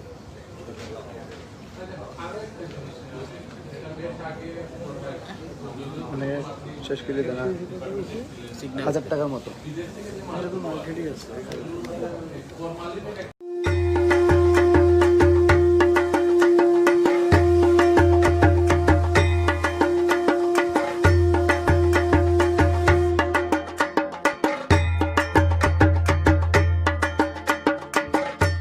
নমস্কার।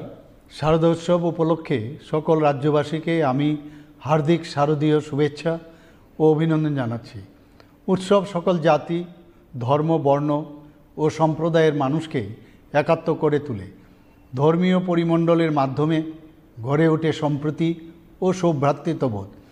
তাই উৎসব আমাদের জীবনের অনুষঙ্গ।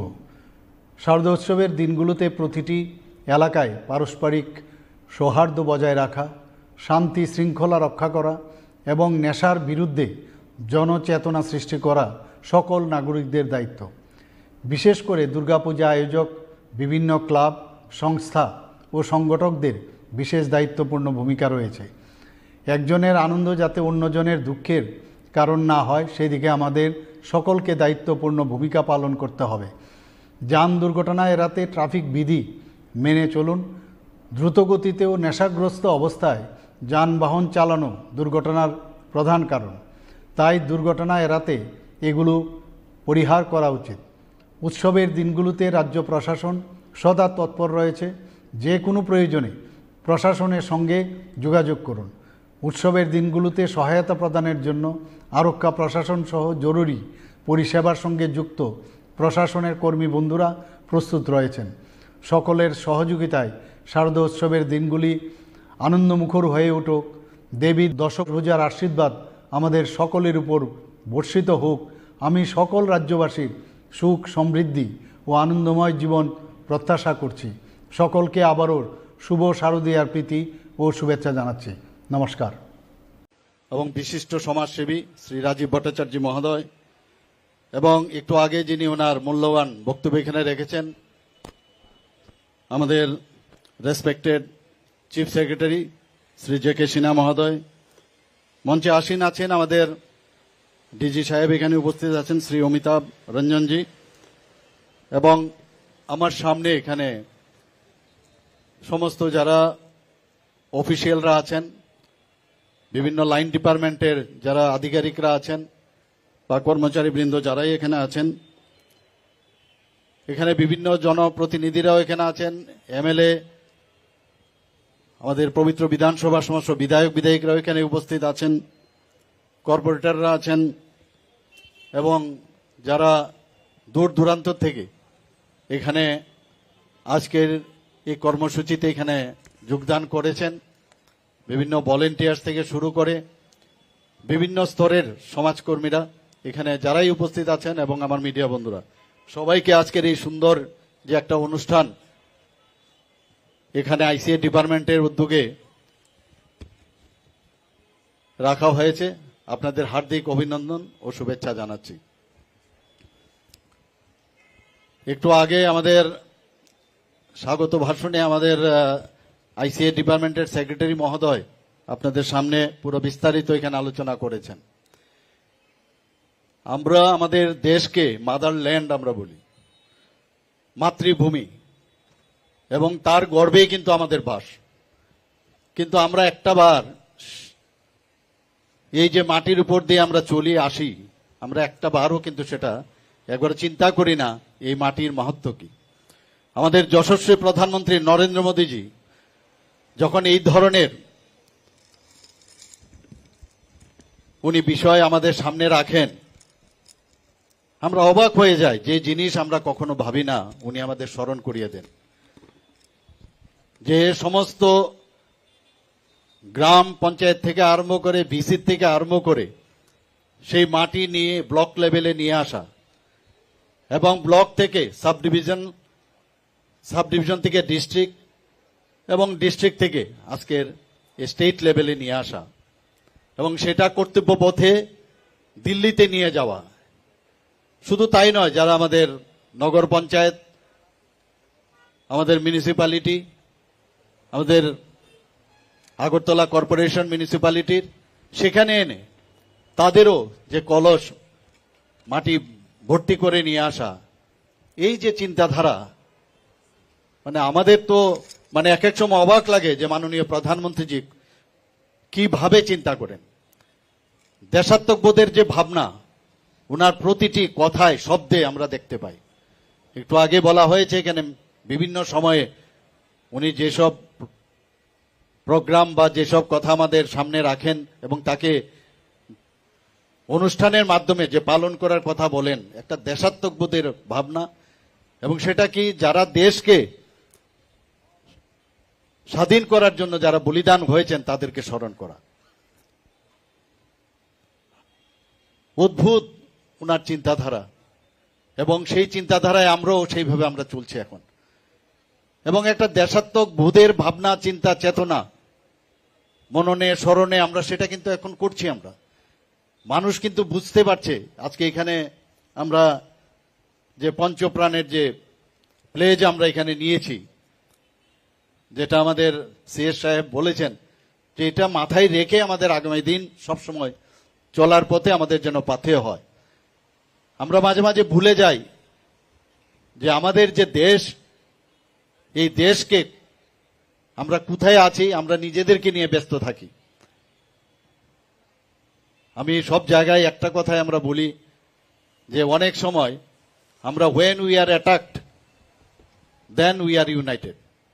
যখন পাকিস্তান বা চাইনা আমাদের অ্যাটাক করে, তখন আমাদের দেশাত্মবোধের যে চেতনা ভাবনা তখন আমাদের মধ্যে আসে।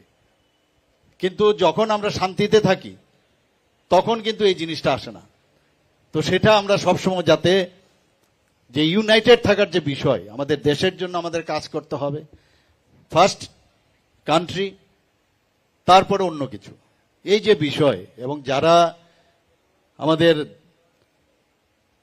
যাদের কারণে আমরা আজকে স্বাধীনভাবে আমরা চলাফেরা করতে পারি, স্বাধীনভাবে কথা বলতে পারি, যে গণতন্ত্রকে আমরা এখানে রক্ষা করে আমরা চলতে পারছি, তাদেরকে স্মরণ করা। যারা বলিদান হয়েছেন বিশেষ করে তাদেরকে স্মরণ করা। এই মাটির জন্য ওরা বলিদান হয়েছেন, এর জন্য আজকে মেরে মাটি মেরা দেশ এই যে কার্যক্রম এখানে রাখা হয়েছে। এর আগেও বিভিন্ন সময়ে বিভিন্ন কার্যক্রম রাখা হয়েছে। হর ঘর তিরঙ্গা, আপনারা সবাই জানেন যে হর ঘর তিরঙ্গা যখন সেই প্রোগ্রাম আমাদের দেওয়া হয়েছে, আমরা এর আগেও বহুবার, আমরা সবসময় 15 অগাস্ট, 26শে জানুয়ারি, সেগুলোতে আমরা পতাকা উত্তোলন আমরা এগুলো করে থাকি।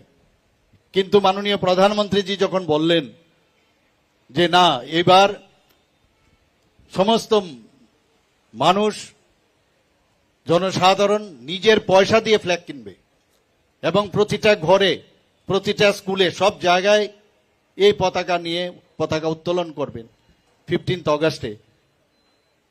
সেটা কিন্তু আমরাও ভাবতে পারিনি। যখন এই প্রোগ্রাম হয় সরকারিভাবে, আমরা বসি বিভিন্নবার, বিভিন্ন সময়ে আমরা মিটিং করি, কিন্তু যতক্ষণ ধরে সাধারণ মানুষের মধ্যে না আসবে সেটা কিন্তু কোনোদিন সাকসেস হয় না। এবং সেইভাবে কিন্তু আজকের এই যে প্রোগ্রাম আমরা দেখছি, স্বতঃস্ফূর্তভাবে মানুষ এসেছে এবং সুন্দর প্রসেশন করে এখানে এসেছেন। আমি যারা আজকের এই যে প্রোগ্রামকে সাকসেসফুল করার জন্য এখানে আমাদের সরকারি দপ্তর থেকে আরম্ভ করে, আইসিএ ডিপার্টমেন্ট থেকে, লাইন ডিপার্টমেন্ট থেকে আরম্ভ করে যারাই অন্যান্য সাধারণ মানুষ স্বেচ্ছাসেবীরা এখানে এসছেন, তাদেরকে আমি ধন্যবাদ দিতে চাই।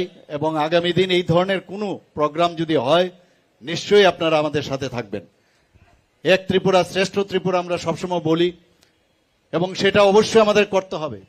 শুধু প্রতিটি রাজ্য যদি সেইভাবে প্রতিষ্ঠিত হয়, তবে এক ভারত শ্রেষ্ঠ ভারত তবেই সম্ভব হবে। আমরা এর আগেও এখানে বলা হয়েছে যে যেসব প্রোগ্রাম মাননীয় প্রধানমন্ত্রীজির, যে সীমান্ত গ্রাম ক্রান্তি বিরোকা নাম, যেখানে ফালগ্রাম তৈরি হয়েছে, এখানে যারা যারা আমাদের দেশের জন্য প্রাণ দিয়েছেন তাদের কথা স্মরণ করে সেখানে ওদের নাম খোদাই করা হয়েছে। সেই কর্মসূচিও আমরা এত সুন্দরভাবে আমরা করেছি। তাছাড়া এর আগে আমরা 75 সীমান্ত গ্রাম ক্রান্তি বিরোকা নাম, যেটা আমি একটু আগে বললাম, প্রতিটা যে সেন্টেন্স ভেরি ইম্পর্টেন্ট, এবং সেই দিশায় আমরা কাজ করছি। আমরা দেশাত্মবোধের ভাবনা চিন্তা নিয়ে আমরা আগামী দিন আমরা চলবো, সেই আশা আমি করছি। এবং এখানে যারা আজকের এখানে উপস্থিত আছেন মঞ্চে এবং আপনাদের মঞ্চের নিচে, সবাইকে আমি আজকের এই অনুষ্ঠানে উপস্থিত থাকার জন্য হার্দিক অভিনন্দন, শুভেচ্ছা জানিয়ে আমি আমার বক্তব্য শেষ করছি। নমস্কার, জয় হিন্দ। বেলাইখিন আমগানিকক সামানি বাগৈ হাস্তেনি বরমগোनां মন্ত্রীরগ্রা প্রফেসর ডাক্তার মানিক সাহানো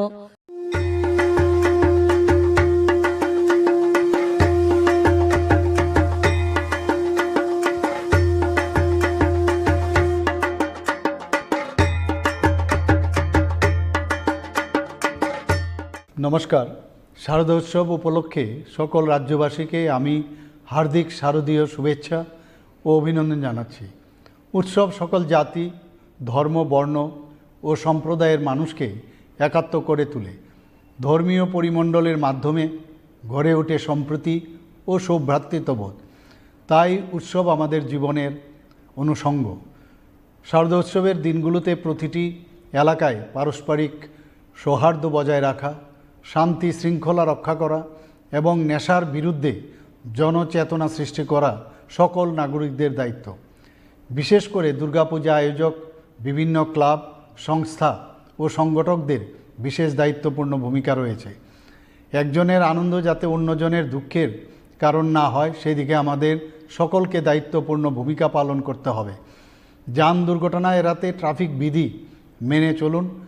দ্রুতগতিতে ও নেশাগ্রস্ত অবস্থায় যানবাহন চালানো দুর্ঘটনার প্রধান কারণ। তাই দুর্ঘটনা এড়াতে এগুলো পরিহার করা উচিত। উৎসবের দিনগুলোতে রাজ্য প্রশাসন সদা তৎপর রয়েছে। যে কোনো প্রয়োজনে প্রশাসনের সঙ্গে যোগাযোগ করুন। উৎসবের দিনগুলোতে সহায়তা প্রদানের জন্য আরক্ষা প্রশাসন সহ জরুরি পরিষেবার সঙ্গে যুক্ত প্রশাসনের কর্মী বন্ধুরা প্রস্তুত রয়েছেন। সকলের সহযোগিতায় শারদোৎসবের দিনগুলি আনন্দমুখর হয়ে উঠুক। দেবীর দশভুজার আশীর্বাদ আমাদের সকলের উপর বর্ষিত হোক। আমি সকল রাজ্যবাসীর সুখ, সমৃদ্ধি ও আনন্দময় জীবন প্রত্যাশা করছি। সকলকে আবারও শুভ শারদীয়ার প্রীতি ও শুভেচ্ছা জানাচ্ছি। নমস্কার। 301 সুরজ জমাতিয়া বাবন শিকদার নম্বর 303 বাবন শিকদার 303 অভিষেক দত্ত 304 অভিষেক দত্ত বিপ্লব মণ্ডল 305 বিপ্লব মণ্ডল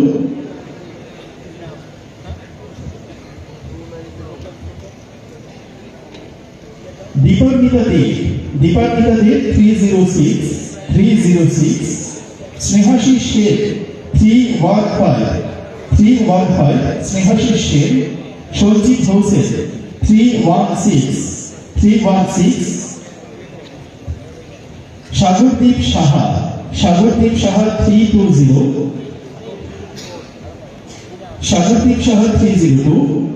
শুভা মজুমদার 322 বৈশালী দেবনাথ 327 বৈশালী দেবনাথ প্রিয়তোষ দেবনাথ 329 মনির হোসেন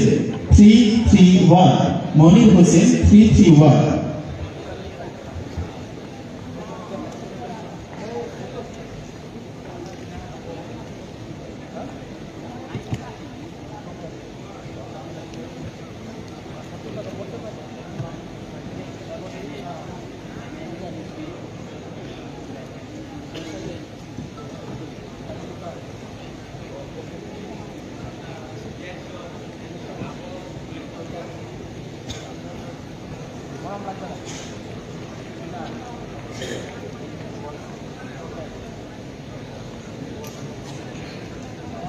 সঞ্জয় কুমার রয়, সঞ্জয় কুমার রয়, সমীর ইসলাম মজুমদার, সমীর ইসলাম মজুমদার 333, সমীর ইসলাম মজুমদার 333, পৃথা দেবনাথ 334, পৃথা দেবনাথ 334,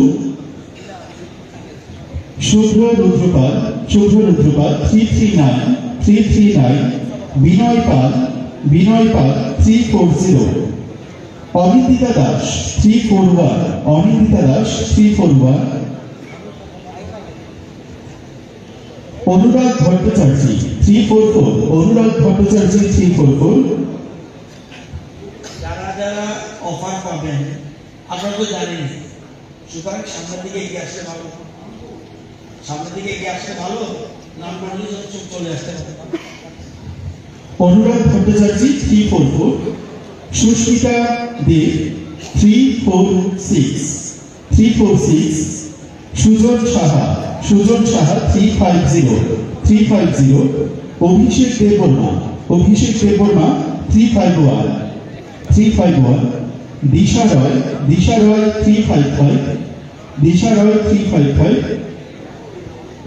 সায়ন দেববর্মা 356, অনুপ বৈদ্য 357, চিরঞ্জিত দেবনাথ 358,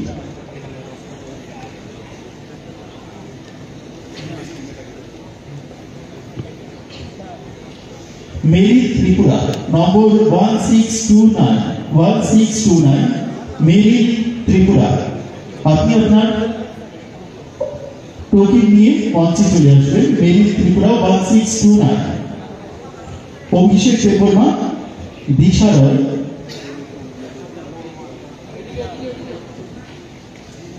দিশা রয় 355, দিশা রয় 355, সায়ন দেববর্মা 357, অনুপ বৈদ্য 357, চিরঞ্জিত দেবনাথ 358, প্রীতম পাল 359, প্রীতম পাল,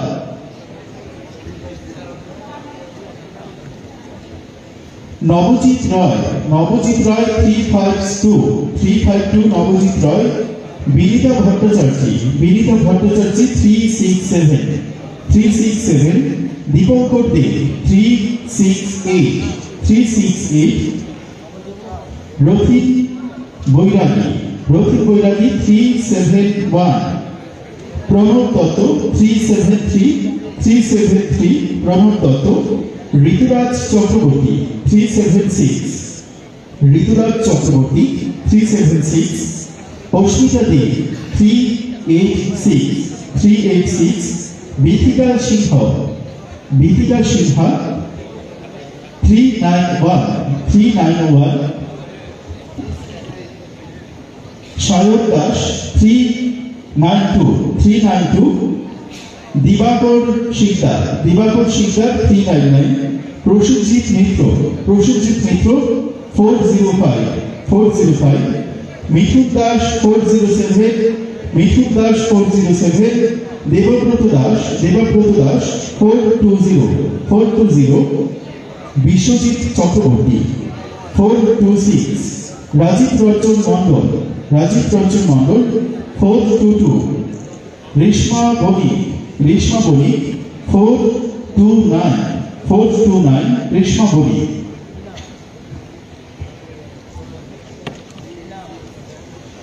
জয়ন্ত দেববর্মা 430, জয়ন্ত দেববর্মা 430, খুশবু প্রজাপতি 431, রাহুল সাহা 437, রাহুল সাহা, প্রবীণ মজুমদার 438, প্রবীণ মজুমদার, রাজেশ বৈদ্য 445, সুপ্রতীক নন্দী 446, সুপ্রতীক নন্দী, রূপক দেব 450,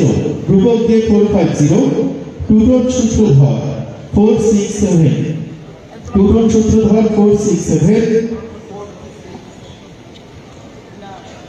নাসির জয় Jamatia 474, 474. Vishal Shaha 476. Vishal Shaha. Shumon Devnath 477. Shumon Devnath.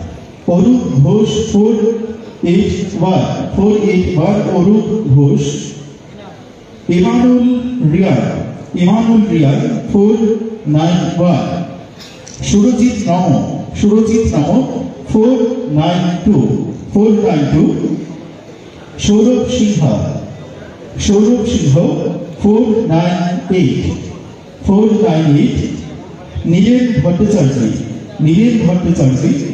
499.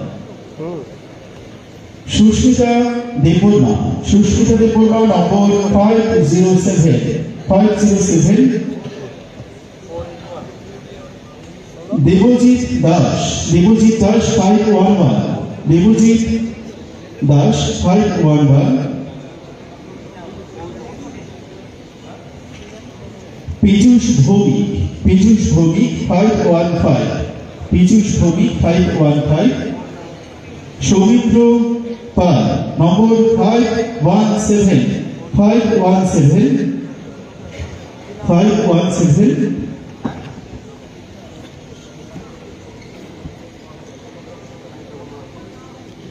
Abhijit Ghosh 524.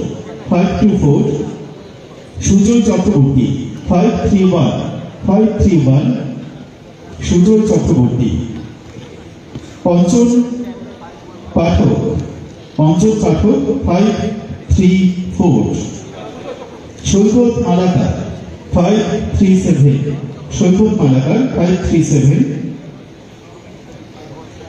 Navonita Devnath 540. Anish Kanji 541. Priyabrat Devnath 545.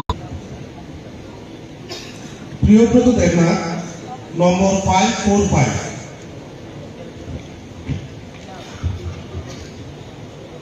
Shubhajit Shaha number 546.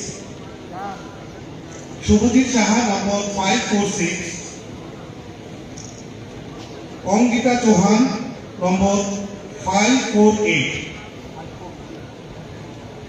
Ellen Satma number 551. Sagarmal Boydho number 556.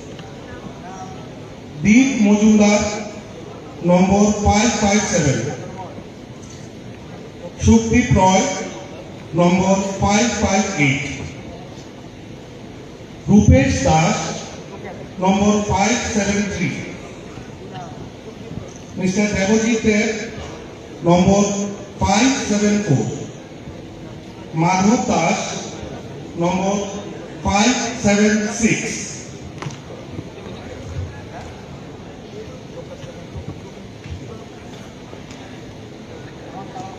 Nilakshi Devnath number 578. Biplab বিশ্বাস number 584. Biplab Shukla Das number 588. Rahmat Ullah number 590. Sanjay Rupini number 600. Pritam Devnath number 603. Lokcharan Das number 607. Pinaki Bhomik number 608. Mrinal Singha number 611. Roni Pal number 615. Rajesh Das number 619. Mantu Datta number 620. Sorita Devnath number 623. Saurabh Devnath number 626. Loktar number 631, Rajib Dey number 635, ব্রিগেড Debbarma number 639, Nantu Das Talukdar number 640,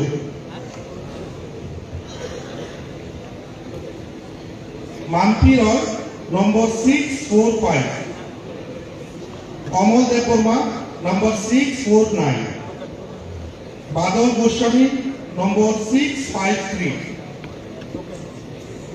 Asit Majumder number 665, Anupam Shuklabaidya number 668, Ajay Modak number 669, Isha Debbarma number 671, Ashwajit Majumder number 676, Subhadip Debnath number 683, Akash Sutradhar number 686, Puja Debnath number 687, Manish Puri number 690, Joydeep Ghosh নম্বর 692, রাজেশ বণিক নম্বর 693, প্রদীপ নাথ নম্বর 696, Athena উচুল নম্বর 699, বিজু গো নম্বর 703,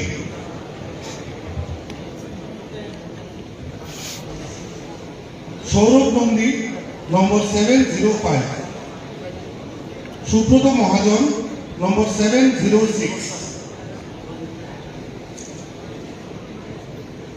শৈল কুমার রয় নম্বর 805, অসিত পাল নম্বর 1040,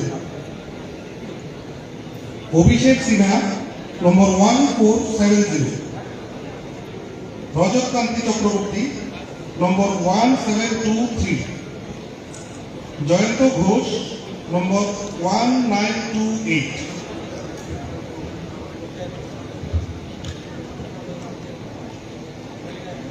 বাবুল চন্দ্র দেবনাথ নম্বর 1961, দারান দেববর্মা নম্বর 1974, অপূর্ব লোধ নম্বর 1980,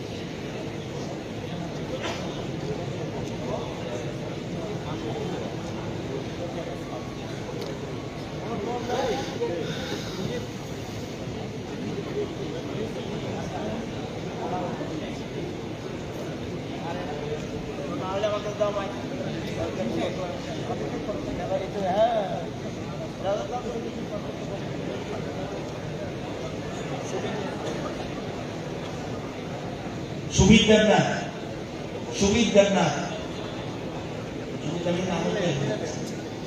সুবিদ দেবনাথ, হরলাল ভৌমিক,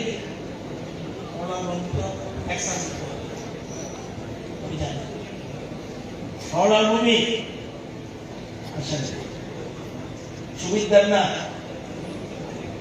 আসে নাই, হরলাল ভূমি, অসিত পাল, হরলাল ভূমি,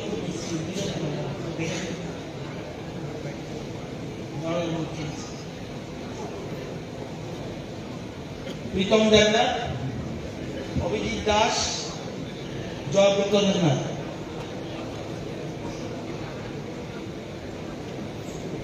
স্বর্ণারিয়ান,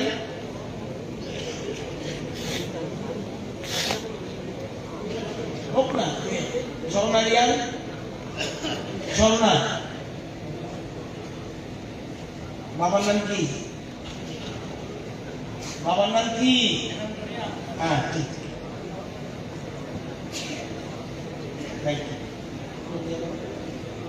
Rupam Kumar Debbarma,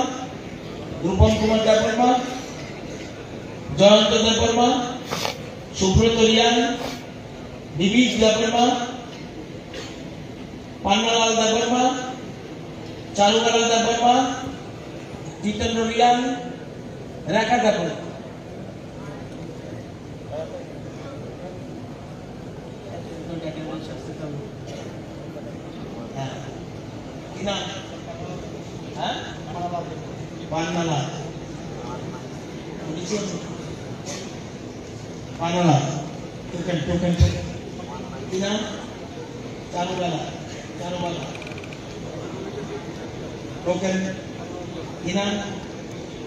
Subrata,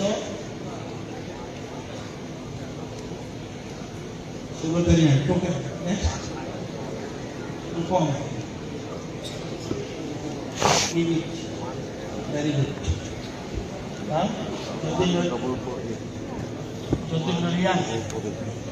Token.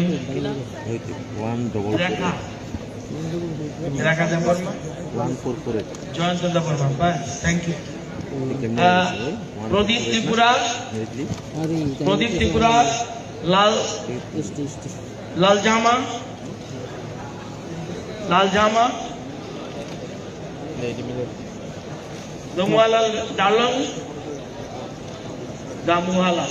Damuhala Darlong, Lota Devarma,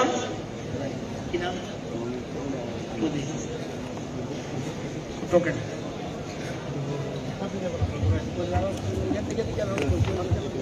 হেমন্ত ত্রিপুরা নম্বর 1523, মঙ্গল চাকমা নম্বর 1530, জ্যোতি বসু চাকমা নম্বর 1537, দত্ত কিশোর জমাতিয়া নম্বর 1540, নিমেশ দেববর্মা নম্বর 1543, কণিকা দেববর্মা নম্বর 1547,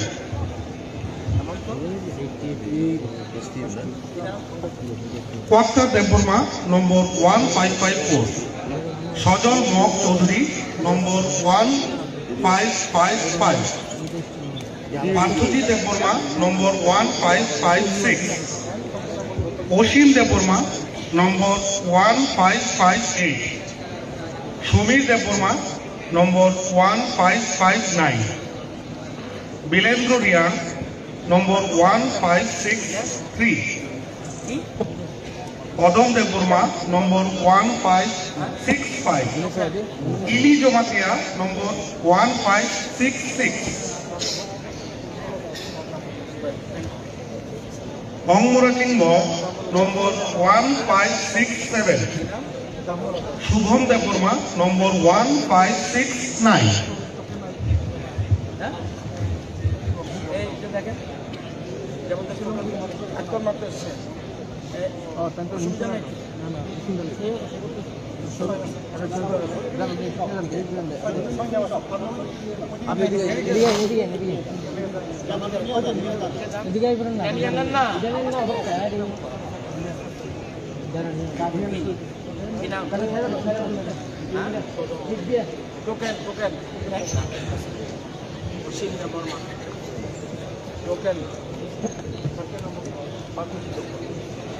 Gonjan Chakma 1575, Orjin Deborma 1591, Dojendra Kolon 1595, Media Deborma 1605, 04, Mintu Chakma 1610, Bashanjoy Riyan 1615, Shahini Riyan 1621, Section Deborma 1624, Neha Deborma 1626, Meryl Tripura 1629, Prosenjit Riyan 1630, Politur Deborma number 1633, Mary Jamatia number 1636,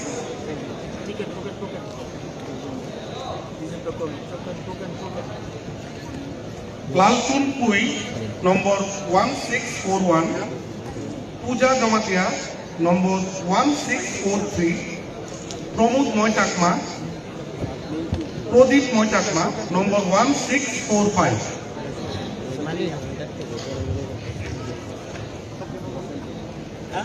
Sadhana Hori Jamatia number 1660, Ronodhir Bill number 1954, Bithen Tripura number 1966.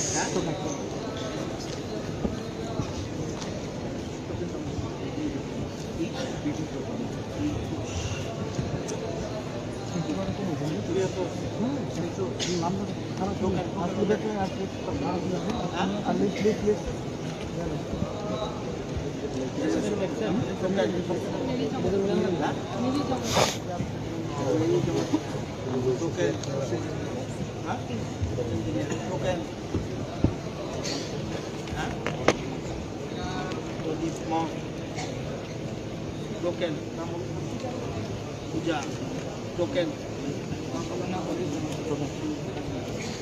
token,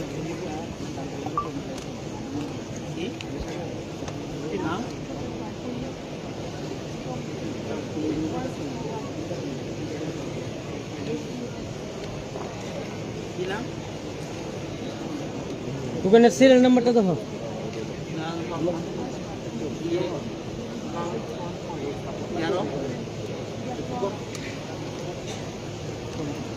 Nitai Bhadro number 50,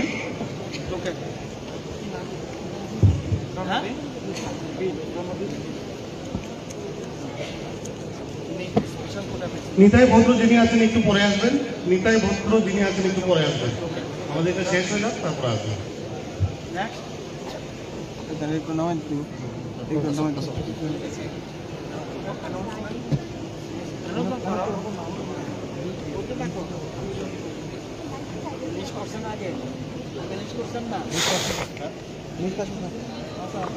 লালরিন Mohammad Alam, লালরিন Mohammad Alam,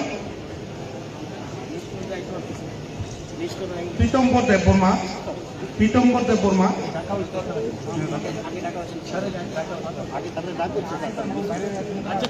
পাঁচু Debbarma, Samir Chakma, মাসরান Debbarma,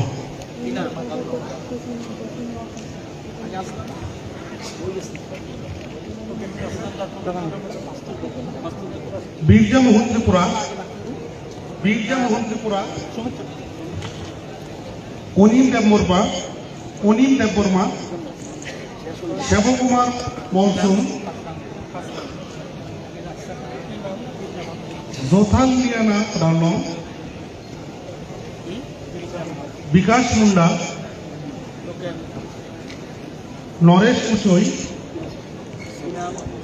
শিমন Debbarma, Ambalika Debbarma, Peter Debbarma, জুনা চাকমা,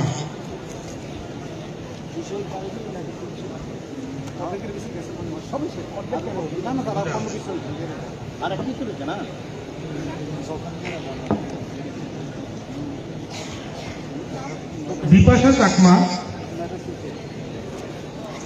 জারিনা চাকমা, বাদাম দেববর্মা, হায়াতি জমাতিয়া, বুদ্ধ দেববর্মা, পাঞ্চাবহু ত্রিপুরা,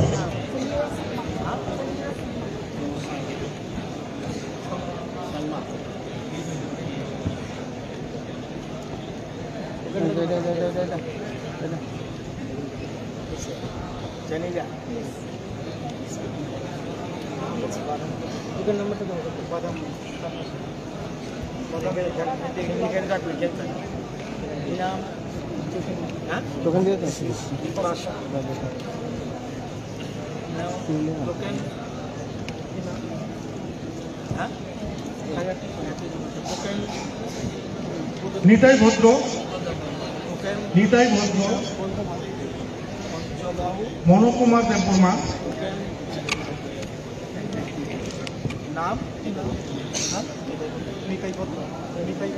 নিতাই ভদ্র নম্বর 50, মনোকুমার দেববর্মা নম্বর 57, তমালিকা চৌধুরী 59, অভিরূপ দাস 104।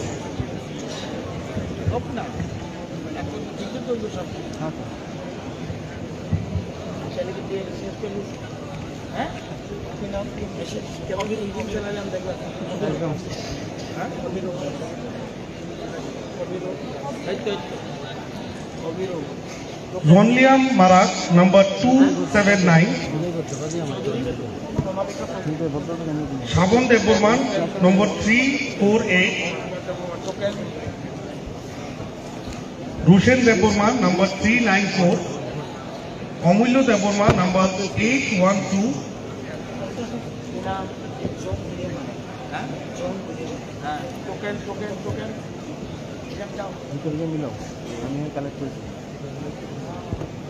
পথিকৃত দেববর্মা নম্বর 1013।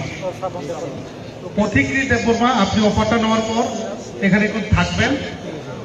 আমি আবার বলছি, পথিকৃত দেববর্মা 1013, আপনি অফারটা নেওয়ার পর একটু মঞ্চে আমাদের সাথে কথা বলে যাবেন। রুদ্র দেববর্মা নম্বর 1023।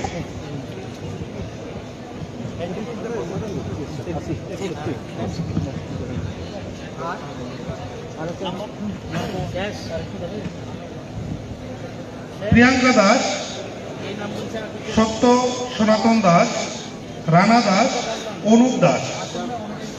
প্রিয়াঙ্কা দাস নম্বর 150, সত্য সনাতন দাস 443, রানা দাস নম্বর 465, অনুপ দাস নম্বর 553। প্রিয়াঙ্কা কি সত্য Sanatan Dharma, Anup Das, token token token, Rudra Rudra Rudra token, Rana Das token, আর এই শেষ অমরজিৎ দেববর্মা, অমরজিৎ আছে কিছু, অমরজিৎ, জয়দেব রুদ্রপাল, জয়দেব রুদ্রপাল গোলাঘাটি, সৌরভ শীল দক্ষিণ ত্রিপুরা বিলুনিয়া, সৌরভ শীল, সপ্তর্ষি নাথ চন্দ্রপুর,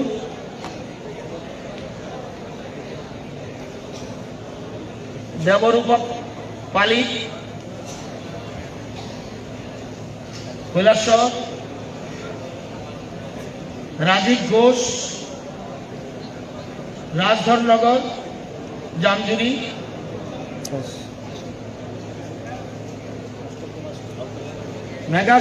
মেঘাশ্রী রায়চৌধুরী রামনগর, দীপজয় দেবনাথ সালেমা, হরলাল ভৌমিক গঙ্গাগতিপুর মোহনপুর, প্রীতম দেবনাথ দুর্গানগর, অভিজিৎ দাস বাগবের তুলসীপুরা, জয়ব্রত দেবনাথ ধর্মনগর, অসিত পাল, টাউন ফুলকুমারী উদয়পুর, পার্থ দেবনাথ, জগৎপুর, নিয়ার কালীবাড়ি,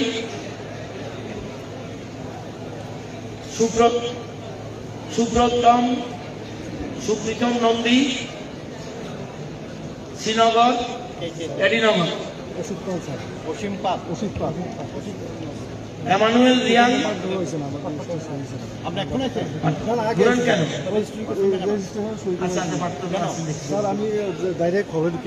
সুবিত দেবনাথ,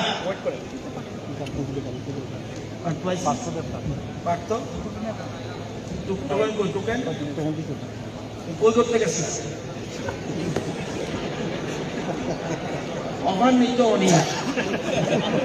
ওই যে একটা দেখছিলাম কালকে 2017 কি হবে, বৌমা আমার জল টেস্টটা পেয়েছে, আমার জন্য খবর দিয়ে ওরা এসে খাইয়ে দিয়ে প্র্যাকটিক্যাল তারপর অন্যের উপর ডিপেন্ড হয়ে নাই। আর টোকেন আছে অথচ অফার পাননি, হাত তোলেন। টোকেন আছে অথচ অফার পাননি, এমন কেউ আছেন কি না? আসেন, টোকেন আছে তার করেন না কেন? আপনারা যান, যারা যারা অফার পেয়েছেন সবগুলি অফারটা দেখান তো দেখি, খামগুলি দেখান, খামগুলি দেখান। এই লাইটটা একটু ঘোরাও ভাই।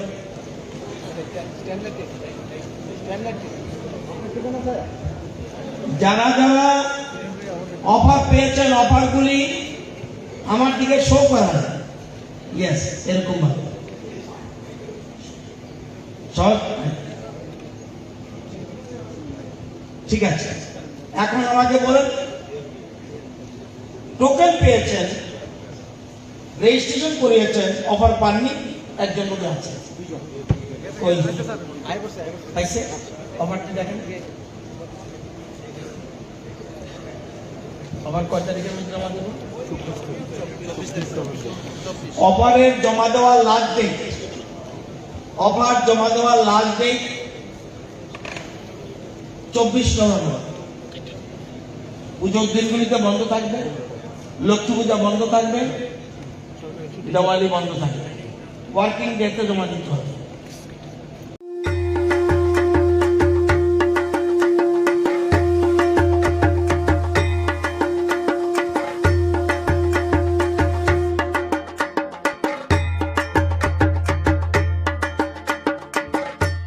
নমস্কার। শারদা উৎসব উপলক্ষে সকল রাজ্যবাসীকে আমি হার্দিক শারদীয় শুভেচ্ছা ও অভিনন্দন জানাচ্ছি। উৎসব সকল জাতি, ধর্ম, বর্ণ ও সম্প্রদায়ের মানুষকে একাত্ম করে তোলে। ধর্মীয় পরিমণ্ডলের মাধ্যমে গড়ে ওঠে সম্প্রীতি ও সৌভ্রাতৃত্ববোধ। তাই উৎসব আমাদের জীবনের অনুষঙ্গ। শারদা উৎসবের দিনগুলোতে প্রতিটি এলাকায় পারস্পরিক সৌহার্দ্য বজায় রাখা, শান্তি শৃঙ্খলা রক্ষা করা এবং নেশার বিরুদ্ধে জনচেতনা সৃষ্টি করা সকল নাগরিকদের দায়িত্ব। বিশেষ করে দুর্গাপূজা আয়োজক বিভিন্ন ক্লাব, সংস্থা ও সংগঠকদের বিশেষ দায়িত্বপূর্ণ ভূমিকা রয়েছে। একজনের আনন্দ যাতে অন্যজনের দুঃখের কারণ না হয় সেদিকে আমাদের সকলকে দায়িত্বপূর্ণ ভূমিকা পালন করতে হবে। যান দুর্ঘটনা এড়াতে ট্রাফিক বিধি মেনে চলুন। দ্রুতগতিতে ও নেশাগ্রস্ত অবস্থায় যানবাহন চালানো দুর্ঘটনার প্রধান কারণ। তাই দুর্ঘটনা এড়াতে এগুলো পরিহার করা উচিত। উৎসবের দিনগুলোতে রাজ্য প্রশাসন সদা তৎপর রয়েছে। যে কোনো প্রয়োজনে প্রশাসনের সঙ্গে যোগাযোগ করুন। উৎসবের দিনগুলোতে সহায়তা প্রদানের জন্য আরক্ষা প্রশাসন সহ জরুরি পরিষেবার সঙ্গে যুক্ত প্রশাসনের কর্মী বন্ধুরা প্রস্তুত রয়েছেন। সকলের সহযোগিতায় শারদা উৎসবের দিনগুলি আনন্দমুখর হয়ে উঠুক। দেবীর দশক রোজার আশীর্বাদ আমাদের সকলের উপর বর্ষিত হোক। আমি সকল রাজ্যবাসীর সুখ, সমৃদ্ধি ও আনন্দময় জীবন প্রত্যাশা করছি। সকলকে আবারও শুভ শারদীয়ার প্রীতি ও শুভেচ্ছা জানাচ্ছি। নমস্কার। এই সম্পদে 43% আসে প্রাইমারি সেক্টর মূলত কৃষি। এই জন্য আমাদের রাজ্যের সরকার এবং আমাদের রাজ্যের মুখ্যমন্ত্রী আমরা চাইছি কৃষির উপরে সবচেয়ে গুরুত্ব দেওয়া এবং কৃষিতে যেন আমরা আত্মনির্ভর হতে পারি। স্বামী বিবেকানন্দ বলছেন, দুনিয়ার সমস্ত সম্পদ যদি এক জায়গায় জড়ো করে দেওয়া হয় তাহলেও পর্যাপ্ত হবে না যদি যদি স্বাবলম্বী না হয়। প্রচুর টাকা দেয় স্বাবলম্বী না, সেজন্য আমরা স্বাবলম্বী হওয়ার জন্য, আত্মনির্ভর হওয়ার জন্য এবং নিজের পায়ে দাঁড়ানোর জন্য রাজ্য সরকার এই জলের উদ্যোগ গ্রহণ করছে এবং কৃষিক্ষেত্রে এটা ইম্পর্টেন্ট। এবং 70% মানুষ কৃষির উপর নির্ভরশীল। এবং আমাদের রাজ্যে কত জায়গা আছে? আমাদের রাজ্যের জায়গা আছে 10,49,000 হেক্টর। তাই কি সব জায়গায় আমরা কৃষি করতে পারি না? কতটুকু করতে পারি? এই যে বলছি 100-র মধ্যে মাত্র 24% জায়গাতে কৃষি করতে পারি। জায়গা আছে প্রচুর, কিন্তু 10,49,000 হেক্টরের মধ্যে 24% অর্থাৎ 2,55,000 হেক্টরে কৃষিযোগ্য জমি। তো আমাদের রাজ্যে 22 সালে মোট লোক সংখ্যা কত? 41,84,000। আমাদের খাদ্য শস্যের মোট চাহিদা কত? 9,45,000 মেট্রিক টন। এই যে আমরা বলছি টাকা দাও, টাকা দাও, টাকা দাও, সবাইকে টাকা দিলে ভাত খাবে করতে ব্যবসাও বলে। কৃষকরা যদি মনে করে আমি চাষ করবো না, তাহলে এই জন্য আমার দেশের প্রধানমন্ত্রী দেশের কৃষকদের আয় বাড়ানোর জন্য একের পর এক সিদ্ধান্ত নিচ্ছে। কারণ সেজন্য কৃষি জমির সাথে যুক্ত থাকে এবং আমাদের আগামী দিন যেন আমাদের এই জন্যই কৃষকরা অন্নদাতা এখানে বসে আছে। আমি কি কৃষক? কে খাওয়া দিচ্ছে? আপনারা কজন কৃষক আমি জানি না। কৃষকরা যদি মুখ ঘুরিয়ে নেয় তাহলে আপনাদেরকে অস্তিত্ব সংকটে বুঝবেন। তো আমাদের সরকারের মোট জিনিসটা হলো, আমরা আমাদের রাজ্যে বর্তমানে আপনাদের জানার জন্য বলছি, আমাদের রাজ্যে যে আপনাদের জানা থাকা যায়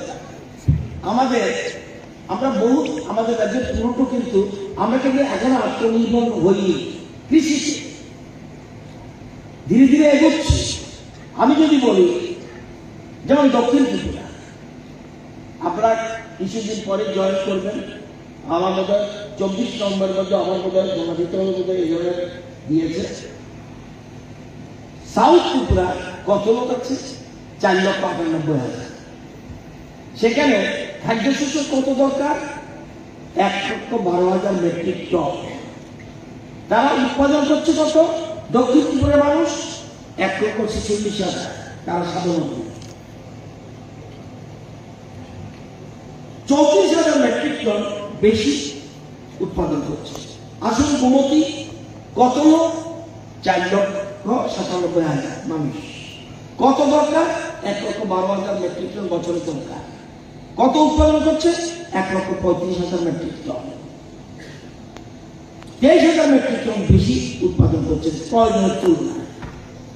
এবার আসুন দমায় লোক হল 4,15,000। দরকার কত? 94,000 মেট্রিক টন খাদ্যশস্য। তারা করছে কত? 99,000 মেট্রিক টন তারা করছে। তারা 5,000 মেট্রিক টনের মতো তারা বেশি করছে। নর্থ 4,56,000 মানুষ। দরকার কত? 1,04,000 মেট্রিক টন। করছে কত? 82,000 মেট্রিক টন। তাই স্বাবলম্বী নয়।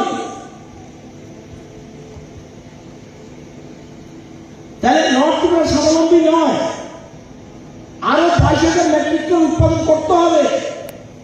যে জায়গা আমার মানে না, আমি চাল থেকে টাকা আনতে পারবো না, বাংলাদেশ থেকে টাকা আসবে না। এই টাকার মধ্যে আমাকে আধুনিক পদ্ধতিতে, বিজ্ঞান পদ্ধতিতে আমাদের কৃষি দপ্তর, হর্টিকালচার এবং কৃষক দপ্তরে আধুনিক বিজ্ঞান পদ্ধতিতে আমাদের ব্যবস্থা করতে হবে। এই জন্য আমাদের লোক দরকার। 3,32,000 মানুষ, তাদের দরকার কত? 75,000 মেট্রিক টন উৎপাদন করছে, কত? 69,000। তারাও স্বাবলম্বী না। এবার খোয়ায় তাদের লক্ষ্য তো 3,76,000 মানুষ, দরকার 84,000। তারা অনেকটা কাছে চলে এসছে, 81,000 মেট্রিক টন উৎপাদন হচ্ছে, আরো 3,000 মেট্রিক টন সব হয়েছে।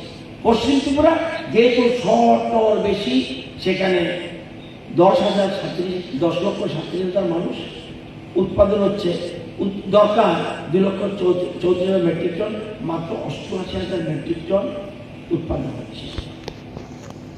এই যে জিনিসগুলি, এই জন্য বলছি আত্মনির্ভর হতে হবে। আমি শুধু পয়সা পাবো, বেতন পাবে, প্রচুর হবে, প্রচুর টাকা দিল, কি খাবে? টাকা চিনিয়ে খাবে। আজকে ভারতবর্ষের প্রধানমন্ত্রী এই গুরুত্ব দেওয়ায়, কৃষিকে গুরুত্ব দেওয়ায়, আপনারা জানেন সারা ভারতে 4 বছর ধরে 81 কোটি মানুষ ফ্রি চাল পাচ্ছে। 81 crore 4 বছর ধরে। ত্রিপুরাতে 24,76,000 মানুষ প্রতি মাসে 5 কেজি করে মাথা পিছু চাল পাচ্ছে। এটা কি কৃষি আত্মনির্ভর বলে আমরা পৃথিবীর মধ্যে সবচেয়ে বেশি, আমরা সেকেন্ড পজিশনে বর্তমানে ইন্ডিয়া, আমরা আজকে আমাদের থেকে অন্য একটা দেশ আমাদের বেশি আছে। আমাদের আত্মনির্ভর হতে হবে এবং এই জন্য সরকার আমরা চেষ্টা করছি। এবং আমাদের জায়গা কিন্তু ভালো, আমাদের জায়গা কিন্তু ভালো, আমাদের কম জায়গার মধ্যে, যেমন আমরা অল ইন্ডিয়াতে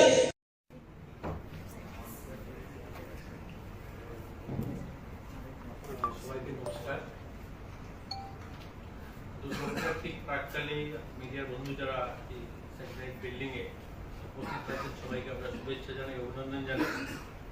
আপনারা আপনাদের পরিবারকে নিয়ে এই দুর্গাপুজোতে ভালো কাটান, আমরা মায়ের কাছে প্রার্থনা করি। আমার কাছে যে দপ্তরগুলো রয়েছে, sports, social welfare, social education এবং শ্রম দপ্তর, 3টা বিষয় নিয়ে আমরা আজকের এই আপনাদের সঙ্গে আলোচনা রাখতে চাইছি। কিছু আমাদের অ্যাচিভমেন্ট, কিছু আমাদের নতুন গভর্নমেন্ট 2023 পুনরায় যখন স্থাপন হচ্ছে তারপর থেকে যে সফলতা, সেগুলো আপনাদের সঙ্গে শেয়ার করা। সঙ্গে রয়েছেন আমাদের সোশ্যাল ওয়েলফেয়ার, সোশ্যাল এডুকেশনের ডাইরেক্টর রয়েছেন স্মিতামল, রয়েছেন স্পোর্টসের আমাদের ডাইরেক্টর এসবিনার, রয়েছেন আমাদের লেবার কমিশনার। তো এই বিষয়গুলো নিয়ে আমরা আপনাদের সামনে তুলে ধরতে চাই। স্পোর্টসের সফলতা আপনারা জানেন যে স্বাধীনতার পর 75 বছরের ইতিহাসটাকে যদি দেখি আমরা, ভারতবর্ষের এবারের যে সফলতা, 160টা মেডেল এশিয়ান গেমসে জিতেছে। তো তার জন্য আমরা প্রধানমন্ত্রী সহ রাষ্ট্রীয় খেলমন্ত্রী ওনাকে আমরা ধন্যবাদ জানাই, অভিনন্দন জানাই আমাদের ত্রিপুরা স্পোর্টস দপ্তরের পক্ষ থেকে। এটা অভিনব জিত আমাদের জন্য, ভারতের জন্য। পাশাপাশি আমরা ত্রিপুরাও কিন্তু বড় অংশে পিছিয়ে নিই। ত্রিপুরাতেও অনেকগুলো খেলাধুলায় আমরা ইতিমধ্যে সফলতার সঙ্গে এবছর আমরা শুরু করেছি। আমরা যদি দেখি কিছুদিন আগেই 2023 জাতীয় খেলাতে আমাদের এখান থেকে জনজাতি টিম যেটা গিয়েছিল, সেটাতে 3টা গোল্ড এবং 3টা সিলভার এবং 5টা ব্রোঞ্জ অর্জন করেছে। এটাও আমাদের জন্য বড় সফলতা। পাশাপাশি আমাদের 2023 ত্রিপুরা টিম একটা ন্যাশনাল লেভেলে যে টুর্নামেন্ট হয় স্কুল স্পোর্টসে, সেখানেও আমরা 4টা সিলভার এবং 3টা ব্রোঞ্জ আমরা জিতেছি। আমাদের পরিকল্পনা রয়েছে ত্রিপুরাতে ন্যাশনাল আমরা যোগা করব।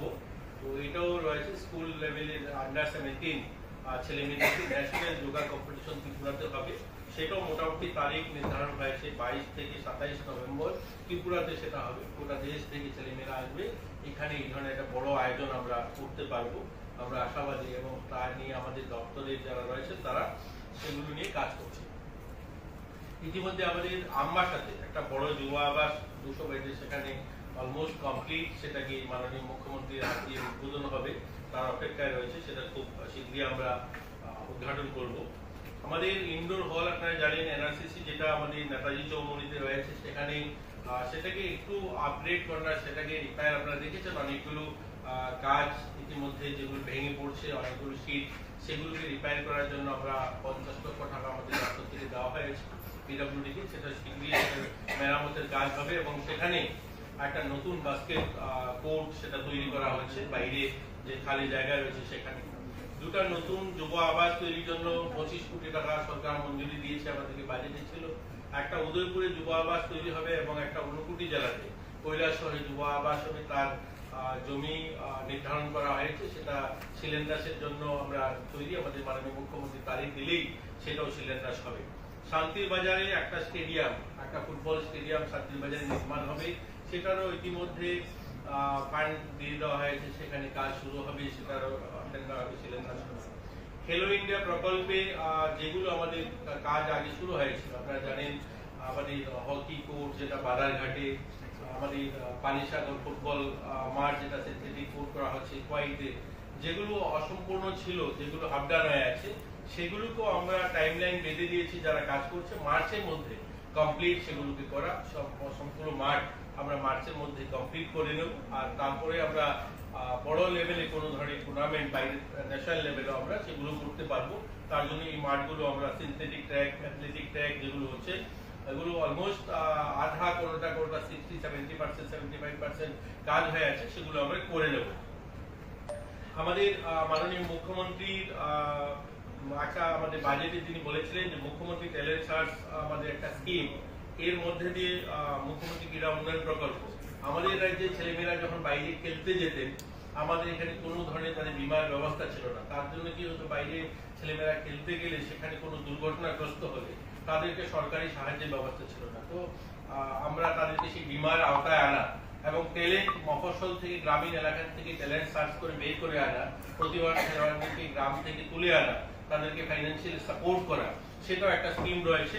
তো মুখ্যমন্ত্রী ক্রীড়া উন্নয়ন প্রকল্প, সেটাও মঞ্জুরি দেওয়া হয়েছে, সেটাও আমরা খুব শীঘ্রই করবো। তো এগুলো আমাদের মোটামুটি স্পোর্টস সম্বন্ধিত যে আমাদের উন্নয়ন বা আমরা যেগুলো করতে যাচ্ছি বা যেগুলো আমরা সফলতার সঙ্গে করতে পেরেছি আমরা ইতিমধ্যে, সেগুলো আপনাদের সামনে আমরা তুলে ধরলাম।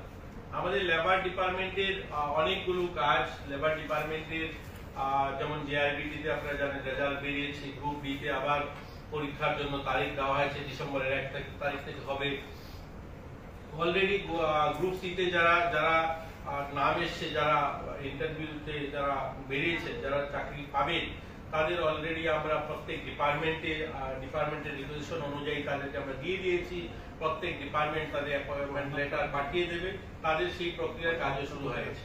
গ্রুপ ডি তে ইন্টারভিউর জন্য আপনারা জানেন তাদের এখন অলরেডি ডেট ঘোষণা হয়ে গেছে, তো সেটাও খুব শীঘ্রই হবে। এটা আমাদের লেবার ডিপার্টমেন্টের একটা কাজ। লেবার ডিপার্টমেন্টের বড় একটা কাজ আমরা সফলতার সঙ্গে করেছি, সেটা লম্বা সময় পেন্ডিং ছিল, সেটা নিয়ে খুব একটা ভাবা হয়নি কোনো সময়। যারা চা শ্রমিক, যারা চা বাগানে যারা কাজ করেন, তাদের চা শ্রমিক কল্যাণ প্রকল্পে যেমন তাদের জমি দেওয়া হয়েছে 2000 পরিবারকে। অলরেডি মাননীয় মুখ্যমন্ত্রী মালিক তার নেতৃত্বে আমরা 2000 পরিবারকে জমির কাজ, কিন্তু আমরা লেবার ডিপার্টমেন্ট সেটাকে নিয়ে মনিটরিং করা বা তাদের কাছে কাজটা পৌঁছে দেওয়া, সেটা যেমন করেছে। আরেকটা হলো লেবার যারা শ্রমিক যারা রয়েছে, যারা তাদের যে ইপিএফ এর পয়সাটা যেটা তাদের থেকে কেটে রাখা হয়, তারা সেই টাকাটা থেকে বঞ্চিত ছিলেন দীর্ঘ সময়। কারণ একদম চা শ্রমিকরা সেভাবে পড়াশোনা জানেন না, আধার কার্ড লিঙ্কেজ হওয়ার কারণে তাদের যে ডেট অফ বার্থ, সেটা যখন টাকাটা কাটা হয় বা জমা হয়, তখনকার সঙ্গে বর্তমান যে তাদের আধার কার্ড, সেটা গরমিল রয়েছে, ডিসপ্লেস হচ্ছে, তার জন্য তারা টাকাটা পেতেন না। সেগুলোকে আমাদের লেবার দপ্তর প্রত্যেকটা বাগানে গিয়ে ক্যাম্প করে আজ তাদেরকে কিন্তু সেটা প্রায় আমি বলতে পারি 80-90% এটা আমরা সফলতার সঙ্গে করতে পেরেছি। এবং তারা দীর্ঘ সময় ধরে, যারা 70-80 হয়েছে, এরকমও ঘটনা রয়েছে, অনেক মারা গেছেন যারা তাদের টাকা পাননি, তাদের জমানো টাকা, তাদেরকে সেই টাকা ফিরিয়ে দেওয়ার ব্যবস্থা আমাদের দপ্তর করেছে। আমরা বোনাস, আমরা প্রত্যেক দুর্গাপূজা আসলেই আমরা দেখি আমাদের চা শ্রমিক যাদের, তাদেরকে বোনাস থেকে বঞ্চিত করেন মালিক ম্যানেজাররা। এবার আমরা 1 মাস আগের থেকে আমাদের দপ্তরের লেবার কমিশনার রয়েছেন বা আমাদের লেবার সেক্রেটারি রয়েছেন, ওনারা একদম ধাপে ধাপে একদম বাগানগুলোতে গিয়ে সেখানে মিটিং করেছেন এবং তাদেরকে বোনাসের ব্যবস্থা করেছে। প্রত্যেক বাগান এবার তাদেরকে বোনাস দিয়েছে।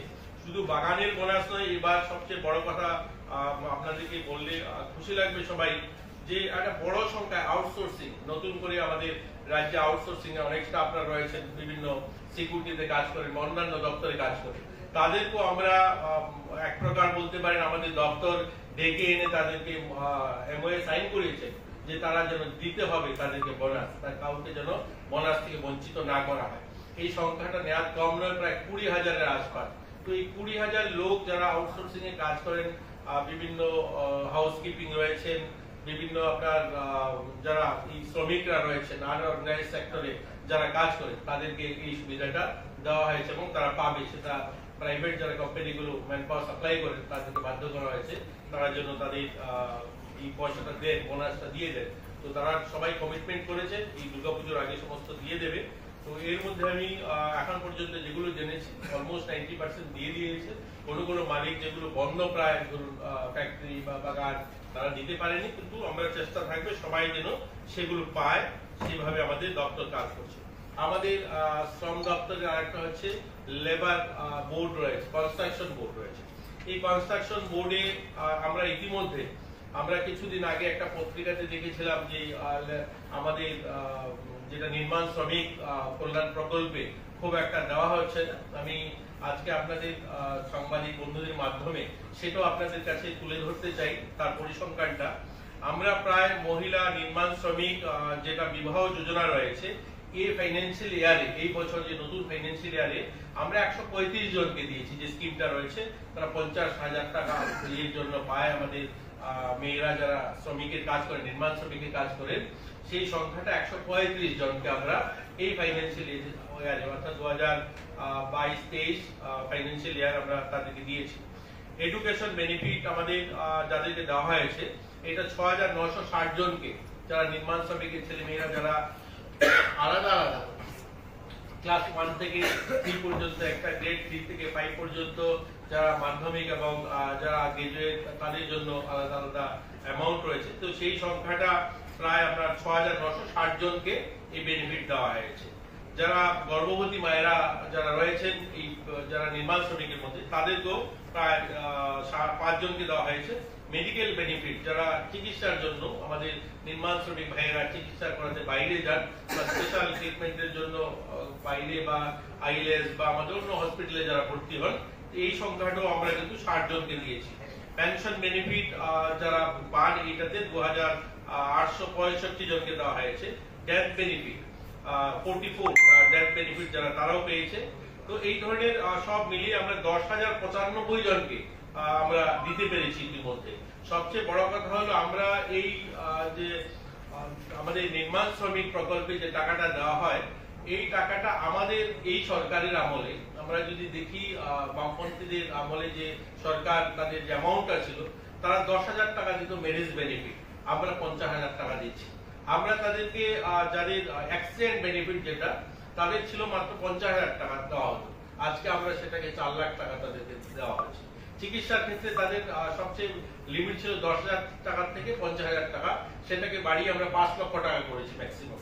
তো এই ধরনের অনেকগুলো, যেখানে তাদের সময় মাত্র 6,000 টাকা ছিল জেনারেল মাস্টার ডিগ্রি কোর্সের জন্য, এখন আমরা 10,000 টাকা দিচ্ছি। আপনার টেকনিক্যাল কোর্সের জন্য যারা আইটিআই তে বা কোথায় ডিপ্লোমা কোর্স করতে, তাদেরকে 8,000 টাকা দেওয়া হতো, আমরা 12,000 টাকা দিচ্ছি। যেখানে জেনারেল ডিগ্রির জন্য অর্থাৎ গ্রাজুয়েশনের জন্য যেখানে 5,000 টাকা দেওয়া হতো, আমরা 20,000 টাকা দিচ্ছি। এই ধরনের প্রত্যেকটা ক্ষেত্রে আমরা অ্যামাউন্টটাও বাড়িয়েছি এবং সংখ্যাটাও আমরা বাড়িয়েছি। আজকে আমরা তাদেরকে এই সুবিধাটা আমরা দিতে পেরেছি। আমাদের শ্রম দপ্তরের এই কাজগুলো ইতিমধ্যে চলছে।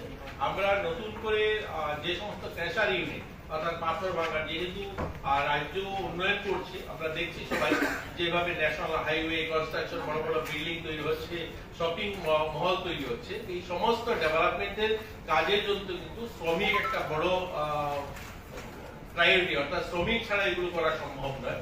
এবং পাথর ভাঙা, ইট ভাঙা, ইট ভাটাতে কাজ করে সেগুলো করা সম্ভব নয়।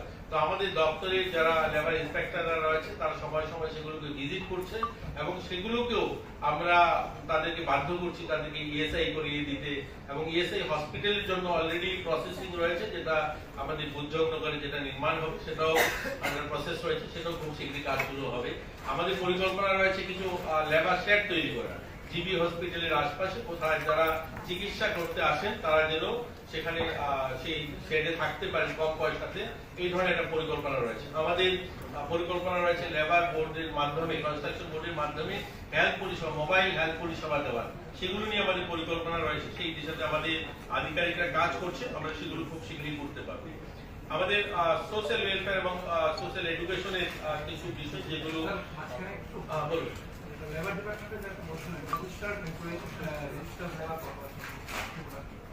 সেটা আমি দিয়ে দেবো, ডাটাটা আছে, আমরা আপনি শেয়ার করে দেবেন।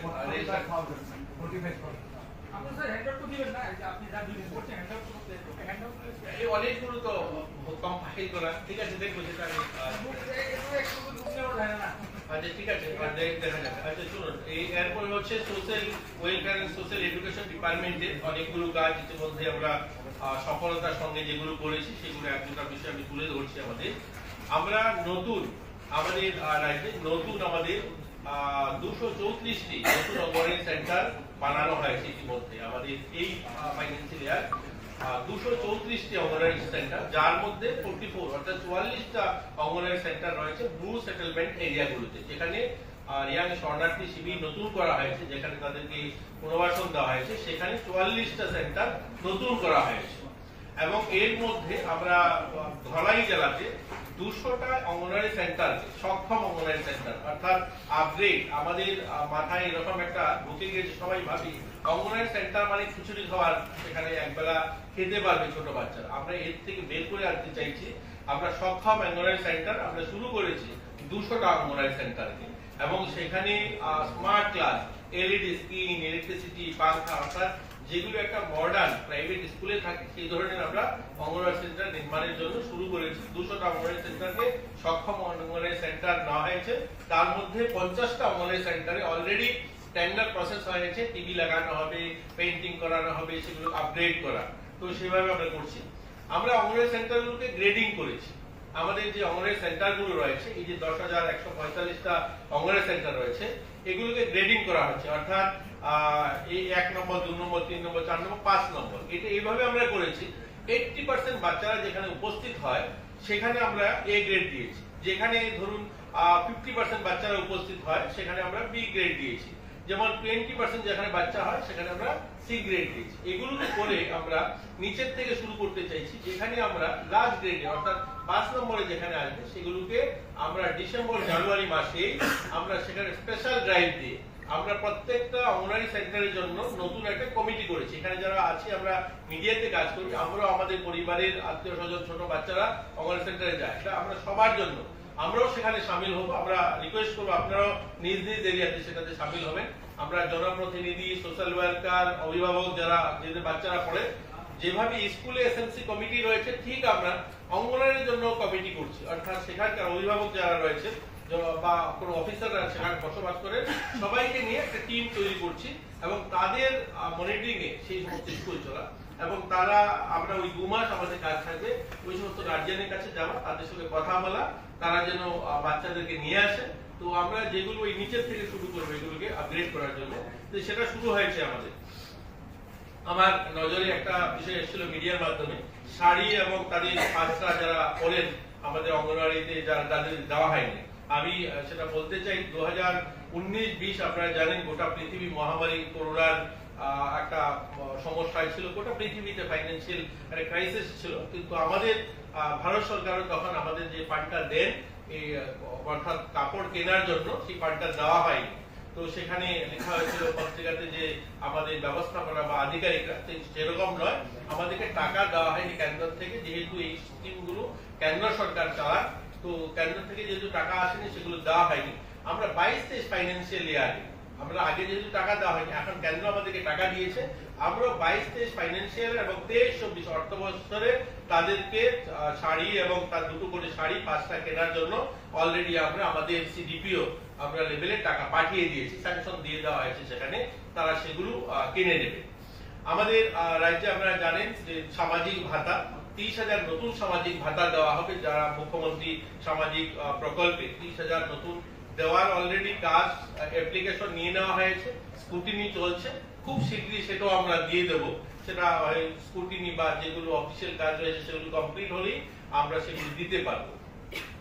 আমাদের এখন পর্যন্ত আমাদের অঙ্গনওয়াড়ি সেন্টারের জন্য নতুন করে আমরা এই নতুন গভর্নমেন্ট আসার পর, অর্থাৎ পুনরায় ভারতীয় জনতা পার্টি সরকার প্রতিষ্ঠা হওয়ার পর আমরা 334 জন নতুন অঙ্গনওয়াড়ি ওয়ার্কারদেরকে আমরা এখন পর্যন্ত তাদেরকে অ্যাপয়েন্টমেন্ট লেটার দিতে পেরেছি এবং তারা তাদের কাজে যোগ দিয়েছে। এরকম 176 জন যারা অঙ্গনওয়াড়ি হেল্পার তারাও ইতিমধ্যে কাজে যোগ দিয়েছে, যাদেরকে আমরা নতুন অ্যাপয়েন্টমেন্ট দিয়েছি। সবচেয়ে বড় কথা হলো আমরা অঙ্গনওয়াড়ি ওয়ার্কার যারা অনেক দিন ধরে কাজ করছেন, এডুকেটেড যারা অঙ্গনওয়াড়ি ওয়ার্কার, তাদের মধ্যে থেকে 100 জন অঙ্গনওয়াড়ি ওয়ার্কারকে আমরা তাদের প্রমোশন দিয়ে তাদেরকে সুপারভাইজার করেছি। আমরা অঙ্গনওয়াড়ি সেন্টারগুলো মনিটরিং করার জন্য আমাদের স্টাফ সংখ্যা কম ছিল, সেখানে আমরা 100 জন অঙ্গনওয়াড়ি ওয়ার্কার যারা এডুকেটেড, যারা দীর্ঘদিন ধরে কাজ করছেন, তাদের সিনিয়রিটি বেসিসে আমরা সেখানে তাদের 100 জনকে অঙ্গনওয়াড়ি ওয়ার্কার থেকে অঙ্গনওয়াড়ি সুপারভাইজার করা হয়েছে, তারা সেগুলো দেখছে। বাকি আমাদের আরো কিছু স্কিম আমাদের সোশ্যাল ওয়েলফেয়ারে থাকে, যেগুলো অনেকেই সেটা জানেন, অনেকে জানেন না। জুবিনাইল জাস্টিস ফান্ড, এটা অনেক সময় মানুষের বলেন যে আসলে এটা থেকে সুবিধা কারা পায়। জুবিনাইল জাস্টিস ফান্ড থেকে এখন আমরা 2023-24 অর্থবছরে 23 জনকে আর্থিক সহায়তা করা হয়েছে, অর্থাৎ চিকিৎসার জন্য গরিব বাচ্চারা যারা চিকিৎসা করতে পারেন না, একদম অসহায় যারা, তাদেরকে কম মিনিমাম আমরা 10,000 টাকা থেকে শুরু করে 3 লক্ষ টাকা অবধি এরকম 23 জন বাচ্চাকে ইতিমধ্যে আমরা চিকিৎসার জন্য সাহায্য করতে পেরেছি এবং আমরা করেছি। এরকম দিব্যাঙ্গ যারা রয়েছে, আমরা এখানে দিব্যাঙ্গ আমাদের রাজ্যে অনেকেই বলেন যে কত সংখ্যা, দিব্যাঙ্গ 14,726 জন দিব্যাঙ্গ যারা, তাদেরকে ভাতা দেওয়া হয় ইনস্ট্যান্ট। আমরা আমাদের এই গভর্নমেন্ট আসার পরে, আমাকে দায়িত্ব দেওয়ার পরে, যখনই আমরা যেখানে দেখি আমরা কোনো দিব্যাঙ্গ রয়েছেন 100% পাবার উপযুক্ত সে ভাতা পেতে পারে, আমরা ইনস্ট্যান্ট 1 সপ্তাহের মধ্যে দিয়েছি, 5 দিনের মধ্যে দিয়েছি। এরকমও ঘটনা রয়েছে, আমাদের আধিকারিকরা এত স্পিডে কাজ করেছে, 1 সপ্তাহের মধ্যে আমাদের সামনে আসার পরে সঙ্গে সঙ্গে আমরা তাদেরকে দিয়েছি। এইচআইভি পেশেন্টও ভাতা পান, সামাজিক ভাতা। 2036 জন এইচআইভি পেশেন্ট যারা 2,000 টাকা করে মাসে ভাতা পান। ইতিমধ্যে আমরা এই 3 মাসে আমরা আরো 83 জন এইচআইভি পেশেন্টকে ভাতা দিতে শুরু করেছি, যারা ভাতা পান, যাদের অ্যাকাউন্টে অলরেডি চলে গিয়েছে পয়সা, এরকম নতুন 83 জন। আমরা ক্যান্সার পেশেন্ট মান্থলি, এই ক্যান্সার পেশেন্ট অনেকেই জানেন না, আমরা অনেকেই জানতাম না, ক্যান্সার পেশেন্ট যারা, তারাও ভাতা পান। 2,865 জন ক্যান্সার পেশেন্ট ত্রিপুরাতে ভাতা পান। এর মধ্যে আমরা এই গভর্নমেন্ট অর্থাৎ আমাকে দায়িত্ব দেওয়ার পরে 270 জন নতুন ক্যান্সার পেশেন্টকে আমরা ভাতা দিতে শুরু করেছি, যারা ইতিমধ্যে ভাতা পান, তাদের অ্যাকাউন্টে ভাতা চলে গিয়েছে। তিনি যতদিন জীবিত 2,000 টাকা ভাতা পাবেন। এইচআইভি পেশেন্টও যারা 2,000 টাকা মান্থলি, যতদিন তিনি বেঁচে থাকবেন ততদিন গভর্নমেন্ট থেকে 2,000 টাকা ভাতা দেবে। জুবিনাইল যেটা ফান্ড রয়েছে চিকিৎসার জন্য, সেটা শুরুটা 2,000 টাকা হতে পারে, কিন্তু ম্যাক্সিমাম লিমিট 3 লক্ষ টাকা জুবিনাইল জাস্টিস ফান্ড থেকে তাদেরকে দেওয়া হয়। মিশন বাৎসল্যে আমরা যারা সিঙ্গেল প্যারেন্টস, অর্থাৎ বাবা নেই বা বাবা মারা গেছেন বা বাবা ছেড়ে দিয়েছেন, গরিব বাচ্চা, এই ধরনের শিশুদেরকেও আমরা 4,000 টাকা করে প্রতি মাসে দেই এবং তাদেরকে আমরা হোমে রাখার ব্যবস্থা, বা সে বাড়িতে থেকেও পড়াশোনা করতে পারে, 4,000 টাকা করে মাসে দেওয়া হয়, এদেরকেও আমরা দিতে শুরু করেছি। তো মোটামুটি আমরা এই কাজগুলো ইতিমধ্যে আমাদের সোশ্যাল ওয়েলফেয়ার, সোশ্যাল এডুকেশন এবং আমাদের শ্রম দপ্তর এবং স্পোর্টস, তো এই বিষয়গুলো নিয়ে আপনাদের সামনে যে আমরা এই কাজগুলো সফলতার সঙ্গে আমরা করেছি। আগামী দিন আপনাদের সহযোগিতা আরো করার আমাদের চেষ্টা থাকবে। আর বিশেষ কিছু যদি আর আপনাদের জানার থাকে, আমাদের আধিকারিকরা রয়েছে, আপনারা জিজ্ঞাসা করতে পারেন। স্যার, এই এইচআইভি এবং ক্যান্সার পেশেন্ট যারা ভাতা পান, সেক্ষেত্রে তাদের ক্রাইটেরিয়া কি থাকে? প্রত্যেকেই তো আর পান না। एचआईवी पेशेंट्स के लिए ना, ये जो एड्स कंट्रोल सोसाइटी तरफ से हमारे पास रिकमेंडेशन होना चाहिए, वो सर्टिफाई करते हैं कि ही और she is eligible. Cancer patient के लिए स्टेट का रीजनल कैंसर सेंटर अगरतला, उनके तरफ से रिकमेंडेशन। শ্রম কার্ড কতজনকে দিয়েছেন এখনো পর্যন্ত?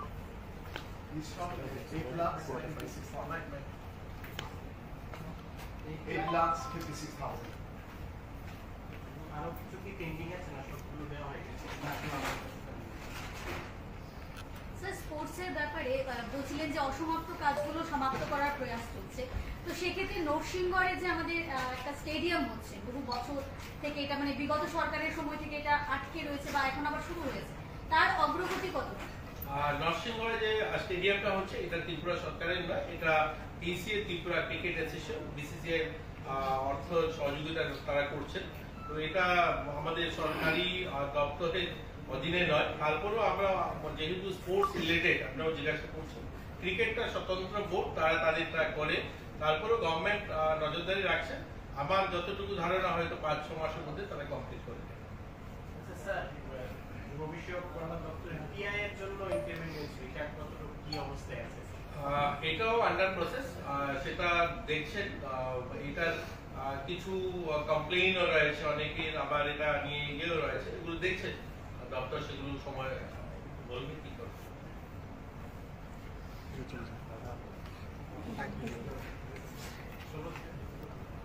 আর আরেকটা বিষয় আমি বলা হয়নি, আমরা এবার আমাদের যুব বিষয়ক ক্রীড়া দপ্তর থেকে আমরা পত্র পত্রিকায় বিজ্ঞপ্তিও দিয়েছি, আর আমরা সবার কাছে আপিলও করেছিলাম এই হল থেকে, এই মিডিয়ার মাধ্যমে, যে আমরা সমস্ত ক্লাবগুলোকে অনুরোধ করেছি নেশামুক্ত ত্রিপুরা নির্মাণের ক্ষেত্রে সবাই যেন অংশীদার হয়।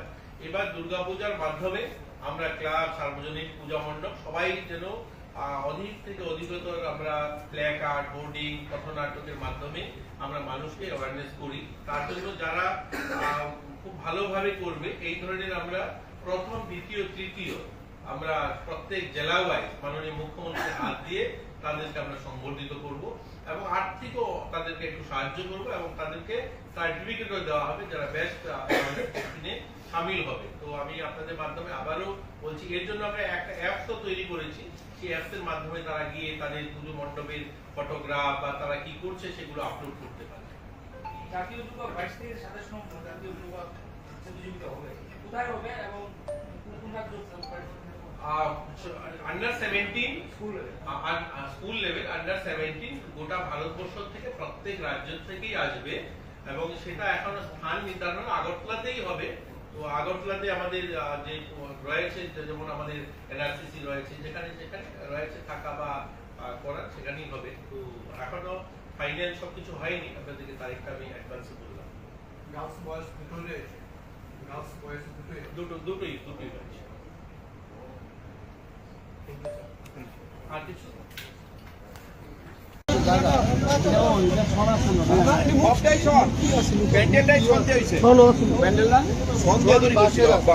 বাস দিয়ে আসে তৈরি করছিল।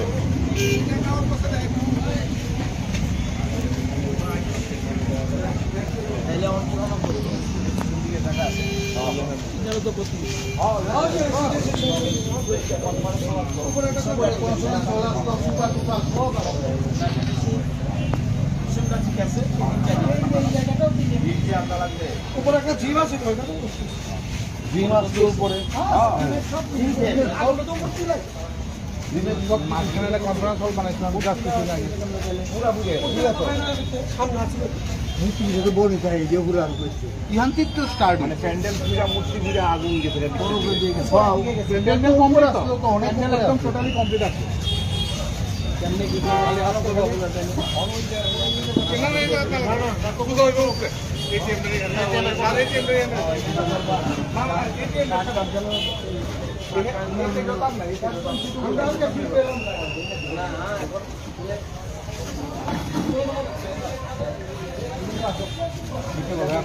নীরব হয়ে থাকবে, বুঝতে টাকাটা এখানে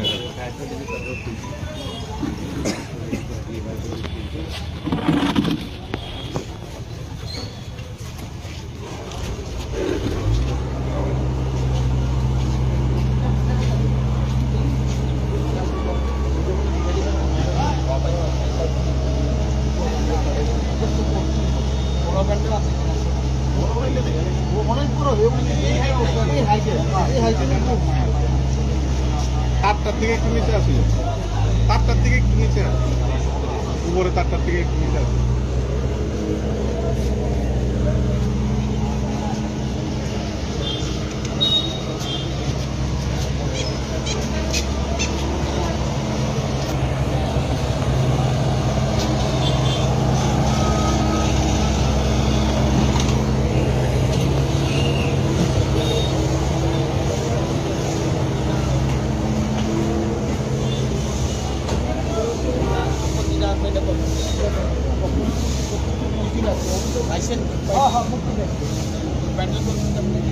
করতে হয়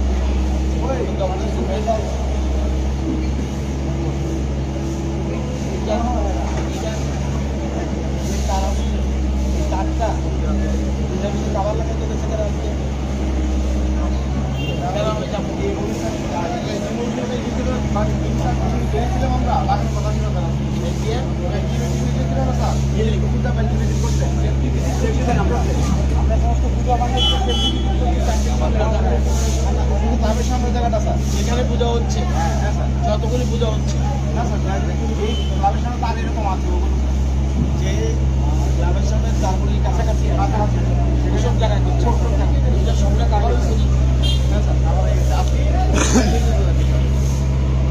যারা কাজ করতে পারি তাদের অ্যালার্ট করে দেন দেখি আর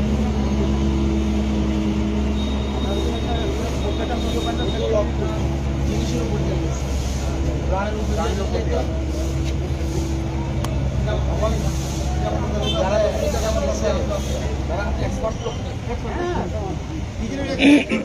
আমাদের অফিসারও আছে ধরে নিলাম তার লোকে আছে তার লোকে কিছু লাগবে তার লোকে কি ছল লাগতে পারবে না আমার বক্তব্য তো তারের লোকে নর্মাল এই তারটা যদি কামান এই তারের সাথে যদি আমার ছলের ঘর থাকে কি হবে আমার তো বক্তব্য তাইলে উপর থেকে নিচের থেকে তো আগুন লাগছে না নিচের থেকে কিন্তু আগুন লাগছে দেখলেন এবং উনুন আছে নাই আগুন উপর থেকে হয়েছে আর ফল্ট কার এইটা ম্যাটার না কিন্তু ঘটনাটা হয়েছে হ্যাঁ কার ফল্ট এটা বড় কথা হলো রুটটা না এই কারেন্টের থেকে কিন্তু কারেন্টটা আগুনটা লাগে আগুন লাগবে তার আগে কিন্তু আমরা লাইনটা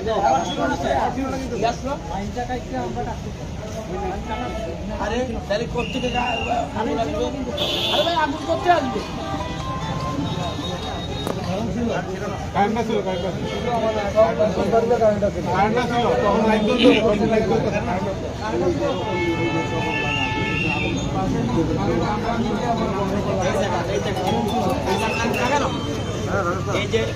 তখন কিন্তু এই কিন্তু আপনাদের লোক আছে কিন্তু লোক আছে তো লোক থাকতে আগুনটা লাগছে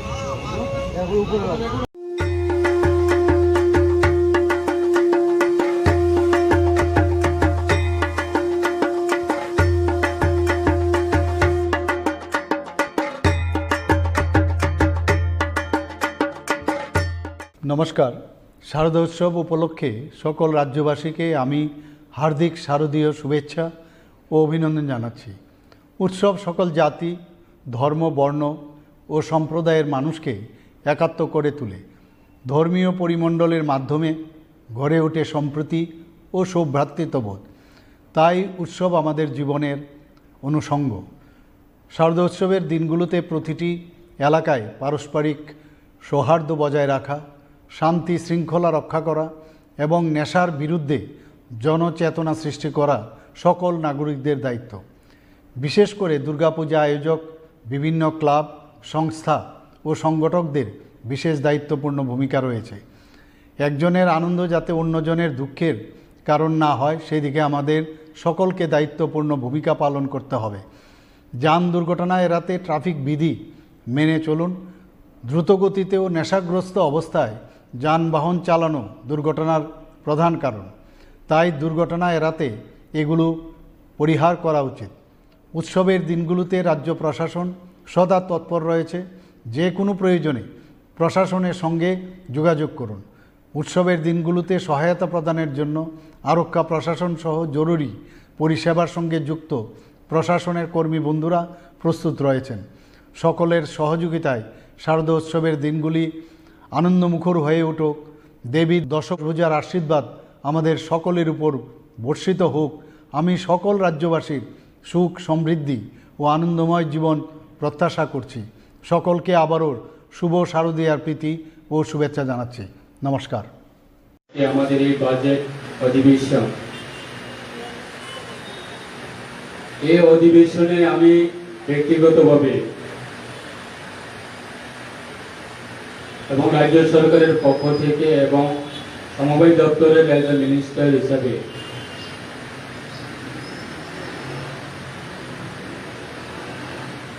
কয়েকটি আমি আপনার সঙ্গে আজকে এই সাধারণ সভাতে আলোচনা করব।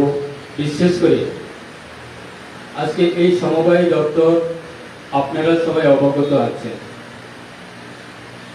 বিশেষ করে সমবায় যে আন্দোলন করার বিষয় এবং উদ্দেশ্য,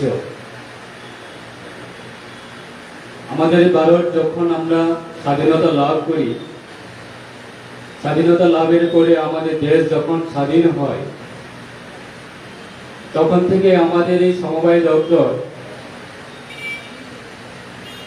এটা দেশের সমস্ত নাগরিকের জন্য, বিশেষ করে গ্রাম ইউনিয়ন এলাকায় যারা বসবাস করেন, তাদেরকে কিভাবে অর্থনৈতিক সহযোগিতা এবং অর্থনৈতিক শক্তিশালী করা এবং বিভিন্ন এই দপ্তরের মাধ্যমে মানুষকে রোজগার দেওয়া এবং এলাকা উন্নয়ন করা, সেটা লক্ষ্য। আজকে বিশেষ করে আমি ব্যক্তিগতভাবে অসংখ্য ধন্যবাদ জানাবো আমাদের দেশের যিনি এই দপ্তরের মন্ত্রী, মাননীয় আমাদের হোম মিনিস্টার অমিত শাহজিকে। উনি অল্প সময়ে উনি যখন দায়িত্ব নেই, বিগত দিনে এই সমবায়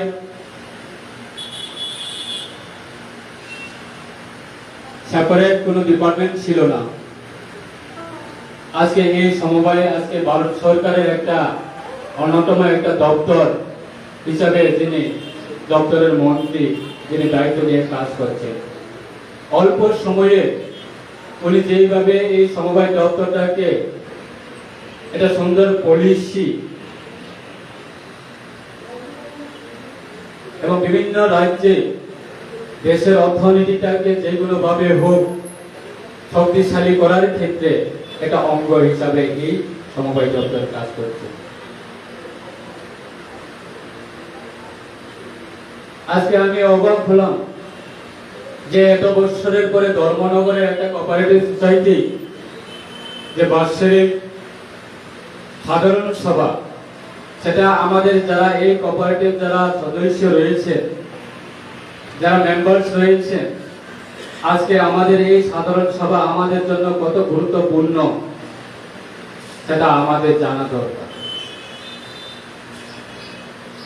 আমি শুনেছি বিগত বহু বছরের পরে আজকে এই আমাদের আপনারা যে কোঅপারেটিভ চালাচ্ছেন, এই কোঅপারেটিভের যে পরিকাঠামোগুলি বিগত দিনে বেশি কিছু এই এলাকা মানুষের জন্য কাজ করেনি, তথা 2018 আগে। আজকে প্রায় এই কোঅপারেটিভ সোসাইটির প্রায় 99 জনের কাছাকাছি সদস্য রয়েছে।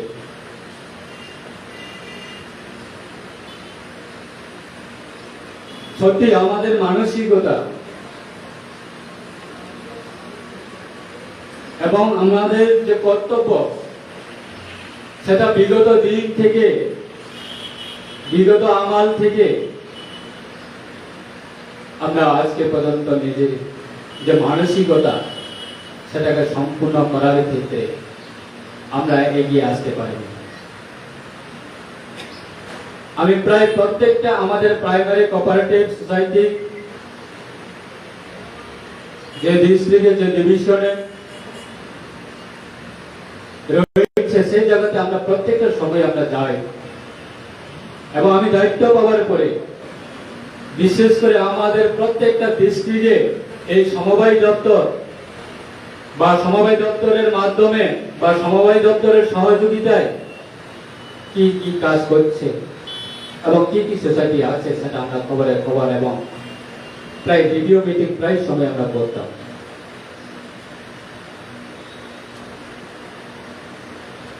দেশে আমরা প্রায় অন্যান্য রাজ্যতে আমরা বলি যে গুজরাটে প্রাইম মিনিস্টার, দেশের প্রধানমন্ত্রী গুজরাট থেকে এবং দেশের স্বরাষ্ট্রমন্ত্রী গুজরাট থেকে। আজকে কেন গুজরাট এত উন্নত হয়েছে, আজকে কেন মহারাষ্ট্র এত উন্নত হয়েছে, আজকে কেন পাঞ্জাব এত উন্নত হয়েছে, আজকে কেন হরিয়ানা এত উন্নত হয়েছে, আজকে বিভিন্ন রাজ্য যদি দেশের মধ্যে আমরা যদি তাকিয়ে দেখি অন্যান্য রাজ্যের মধ্যে এটা উন্নত হওয়ার কারণ এই সমবায় দপ্তর এবং সমবায় সমিতি যথেষ্ট এটা দায়িত্ব নিয়ে এটা অঙ্গ হিসেবে কাজ করছে। কিন্তু দুর্ভাগ্য আমাদের এই রাজ্যের যে সমবায় সমিতি বা সমবায় দপ্তর বিগত দিনে 2018 আগে পর্যন্ত যতগুলি আমরা রিপোর্ট পেয়েছি আমাদের হাতে এসেছে, সমবায় দপ্তরে বিভিন্ন সোসাইটি রয়েছে, প্রত্যেকটা সোসাইটিতে 2018 আগে সমস্ত সোসাইটিতে শুধু loss loss loss loss loss. আজকে হরিয়ানা একটা রাজ্যে সমবায় দপ্তরের সহযোগিতায় একটা ম্যানুফ্যাকচারিং ইউনিট, এটা সোসাইটি একটা ম্যানুফ্যাকচারিং ফ্যাক্টরি রয়েছে। যেমন আমাদের রাজ্যে গুমটি ডায়েরি মিল্ক মতো হরিয়ানাতে একটা সুন্দর বড় একটা ফ্যাক্টরি রয়েছে। আমি গত মাসে যখন দিল্লিতে প্রোগ্রামে যাই, আমার দিল্লি প্রোগ্রাম ছেড়ে আমি যখন হরিয়ানাতে একটা বন্ধুর বাড়িতে নিমন্ত্রণে যাই, তখন বন্ধুর বাড়ির পাশে ওই ফ্যাক্টরি ছিল। সাডেনলি আমি ওই ফ্যাক্টরিতে যখন ভিজিটে যাই, চলো দেখ হরিয়ানা যেহেতু এসেছে একবার দেখে যাব। যখন আমি ওই হরিয়ানা একটা ডায়েরি মিল্ক মতো একটা প্লান্ট, একটা ফ্যাক্টরি রয়েছে, বিটা প্লান্ট, তাদের থেকে আমরা জানতে পারি তাদের অফিসারের মাধ্যমে এবং চিফ এক্সিকিউটিভ অফিসারের মাধ্যমে হরিয়ানা প্রায় সমস্ত হরিয়ানা রাজ্যের সমস্ত মার্কেটটাকে ক্যাপচার করে রেখেছে বিটা প্লান্ট। এবং দিল্লি, সমস্ত দিল্লিবাসী এবং দিল্লি মার্কেট সেটাকেও তারা ক্যাপচার করে রেখেছে। তাদের প্রত্যেকটা বছরে আয় প্রায় 35 করোড় উপর, তাদের টার্নওভার, নেট প্রফিট। এবং তাদের গ্রাসরুট লেভেল পর্যন্ত আমি জানতে পারি যে তাদের গ্রাসরুট লেভেল পর্যন্ত যে ওই বিটা প্লান্টে যারা কাজ করছে, যারা রোজগার করে কর্মসংস্থার জন্য যারা সেই কাজের মধ্যে জড়িত প্রায় 1 লাখের উপর সংখ্যা। 1 লাখের উপর আজকে কর্মচারী আছে বিটা প্লান্টে যারা কাজ করে। তারপরেও তারা বার্ষিক ইয়ারলি তারা 35 করোড় তারা প্রফিট অ্যাচিভ করছে। কারণ হচ্ছে তাদের রাজ্যের মধ্যে বা কারণ হচ্ছে তাদের যে পলিসিগুলি, তাদের মেন্টালিটিগুলি, ইকোনমিক ডেভেলপমেন্ট করা এবং আনএমপ্লয়কে কাজ দেওয়া। কিন্তু বিগত দিনে 2018 আগে পর্যন্ত আমাদের এই রাজ্যের অবস্থা দুর্ভাগ্যের সাথে বলতে হয় প্রত্যেকটা জায়গাতে গিয়ে, তারপরেও প্রায় 25 বছর মানুষ বিনা কারণে বিনা সুবিধায় মানুষ সমর্থন করে তাদেরকে 25 বছর রেখেছে এই রাজ্যের মধ্যে বিগত দিনে। গতকালকে আমাদের রাজ্যের মাননীয় মুখ্যমন্ত্রী প্রফেসর ডক্টর মানিক সাহা মহোদয়ের সঙ্গে একটা অনুষ্ঠানে আমি উপস্থিত হয়েছি। আমাদের সমবায় দপ্তরের সহযোগিতায় রুদ্রসাগর উদ্বাস্ত কোঅপারেটিভ সোসাইটির মাধ্যমে প্রোগ্রামটা তারা বাৎসরিক প্রোগ্রাম এবং বাৎসরিক সে আজকে আপনারা যেভাবে প্রোগ্রামটা করছে সেরকম ভাবে তারাও গতকালকে তারা annual programme annual general programme তারাও গতকালকে করেছিল। বাইরে ভাই গতকালকে সারাদিনে তাদের কর্মসূচির মাধ্যমে এবং কর্মসূচি সেরে সন্ধ্যাবেলায় আমাকে এবং রাজ্য সরকারের আমাদের রাজ্যের মাননীয় মুখ্যমন্ত্রীকে নিমন্ত্রণ করে তারা একটা সুন্দর প্রোগ্রাম করেছে। বিগত 1 বছরে তাদের যে বিভিন্ন কর্মসূচির মাধ্যমে তাদের রুদ্রসাগরের উদ্বাস্ত সমবায় সমিতির মাধ্যমে তারা বিভিন্ন অ্যাক্টিভিটিসের মাধ্যমে তাদের 1 বছরের যে প্রফিট ইনকাম সেটাকে তারা ওই এলাকায় অসহায় পরিবার এবং ওই এলাকায় অসহায় যারা ছাত্রছাত্রী আছে এবং বিশেষ করে এই শারদীয় দুর্গা উৎসবকে কেন্দ্র করে তারা বস্ত্র বিতরণ এবং অর্থ সহযোগিতায় দান বিভিন্ন কর্মসূচি তারা করেছে। প্রায় 400 জনের উপরে তারা 10,000 করে তারা দান দিচ্ছে গতকালকে এবং 2,000 উপরের পরিবারে তারা বস্ত্র দান করছে এবং অসহায় ছাত্র ছাত্রীদের জন্য পড়াশোনার ক্ষেত্রে অর্থ সহযোগিতা দিয়ে দান করছে গতকালকে। কিন্তু 2018 আগে ওই রুদ্রসাগরের উদ্বাস্ত সমবায় সমিতি 18 আগে ওর লস ছিল। আজকে 18 পরে তারা ইতিহাস তৈরি করেছে। সেই রকম ভাবে গতকালকে তারা যে উদ্যোগটা নিয়েছে সেরকম ভাবে কোনোদিনে ত্রিপুরার মধ্যে আমাদের সমবায় দপ্তর আসার পর পর্যন্ত কোনোদিনে গতকাল মতো তারা প্রোগ্রাম করতে পারেনি। এবং রাজ্যের মাননীয় মুখ্যমন্ত্রী তহবিলের তারা 1 লক্ষ টাকার চেক তুলে দিয়েছে গতকালকে।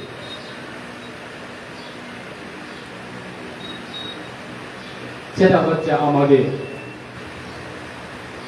মাত্র 5 বছরের মধ্যে 2 বছর করোনা মহামারীতে লকডাউন ছিল, কেউ কাজ করতে পারেনি। মাত্র আমরা কাজ করা সুযোগ পেয়েছি মাত্র 3.5 বছর।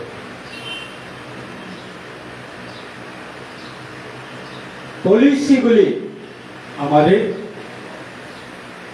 মানসিকতা এবং পলিসি সেটা যদি ঠিক না থাকে আপনি যতই চেষ্টা করুন কোনোদিনও সম্ভব হবে না। বিগত দিনের মানসিকতা যতক্ষণ পর্যন্ত আমরা পরিবর্তন না করতে পারি ততক্ষণ পর্যন্ত আমরা সম্ভব না। আমি শুনতে পেরেছি এই বিল্ডিংটা 2018 আগে ছিল না, আজকে মাত্র 3.5 বছর সুযোগ পেয়েছি কাজ করা এই ধর্মনগর আমাদের কোঅপারেটিভ প্রাইমারি সোসাইটি।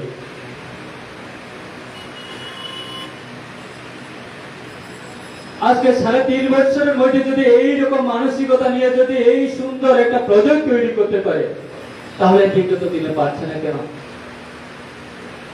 বিগত দিনে করার মতো মানসিকতা ছিল না কেন? আমরা যখন সত্যি কথা বলি তখন মানুষে কিছু অংশ মানুষ সেগুলিকে সহজ ভাবে মানতে পারে না।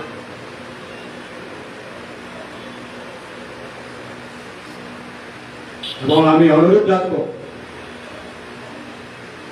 আপনারা নতুন মেম্বারশিপ ইনক্লুড করার ক্ষেত্রে আপনারা সেগুলি পলিসিগুলি তৈরি করুন। আজকে প্রায় 100 জন মেম্বারশিপ মধ্যে প্রায় 40-45 জন মেম্বার মনে হয়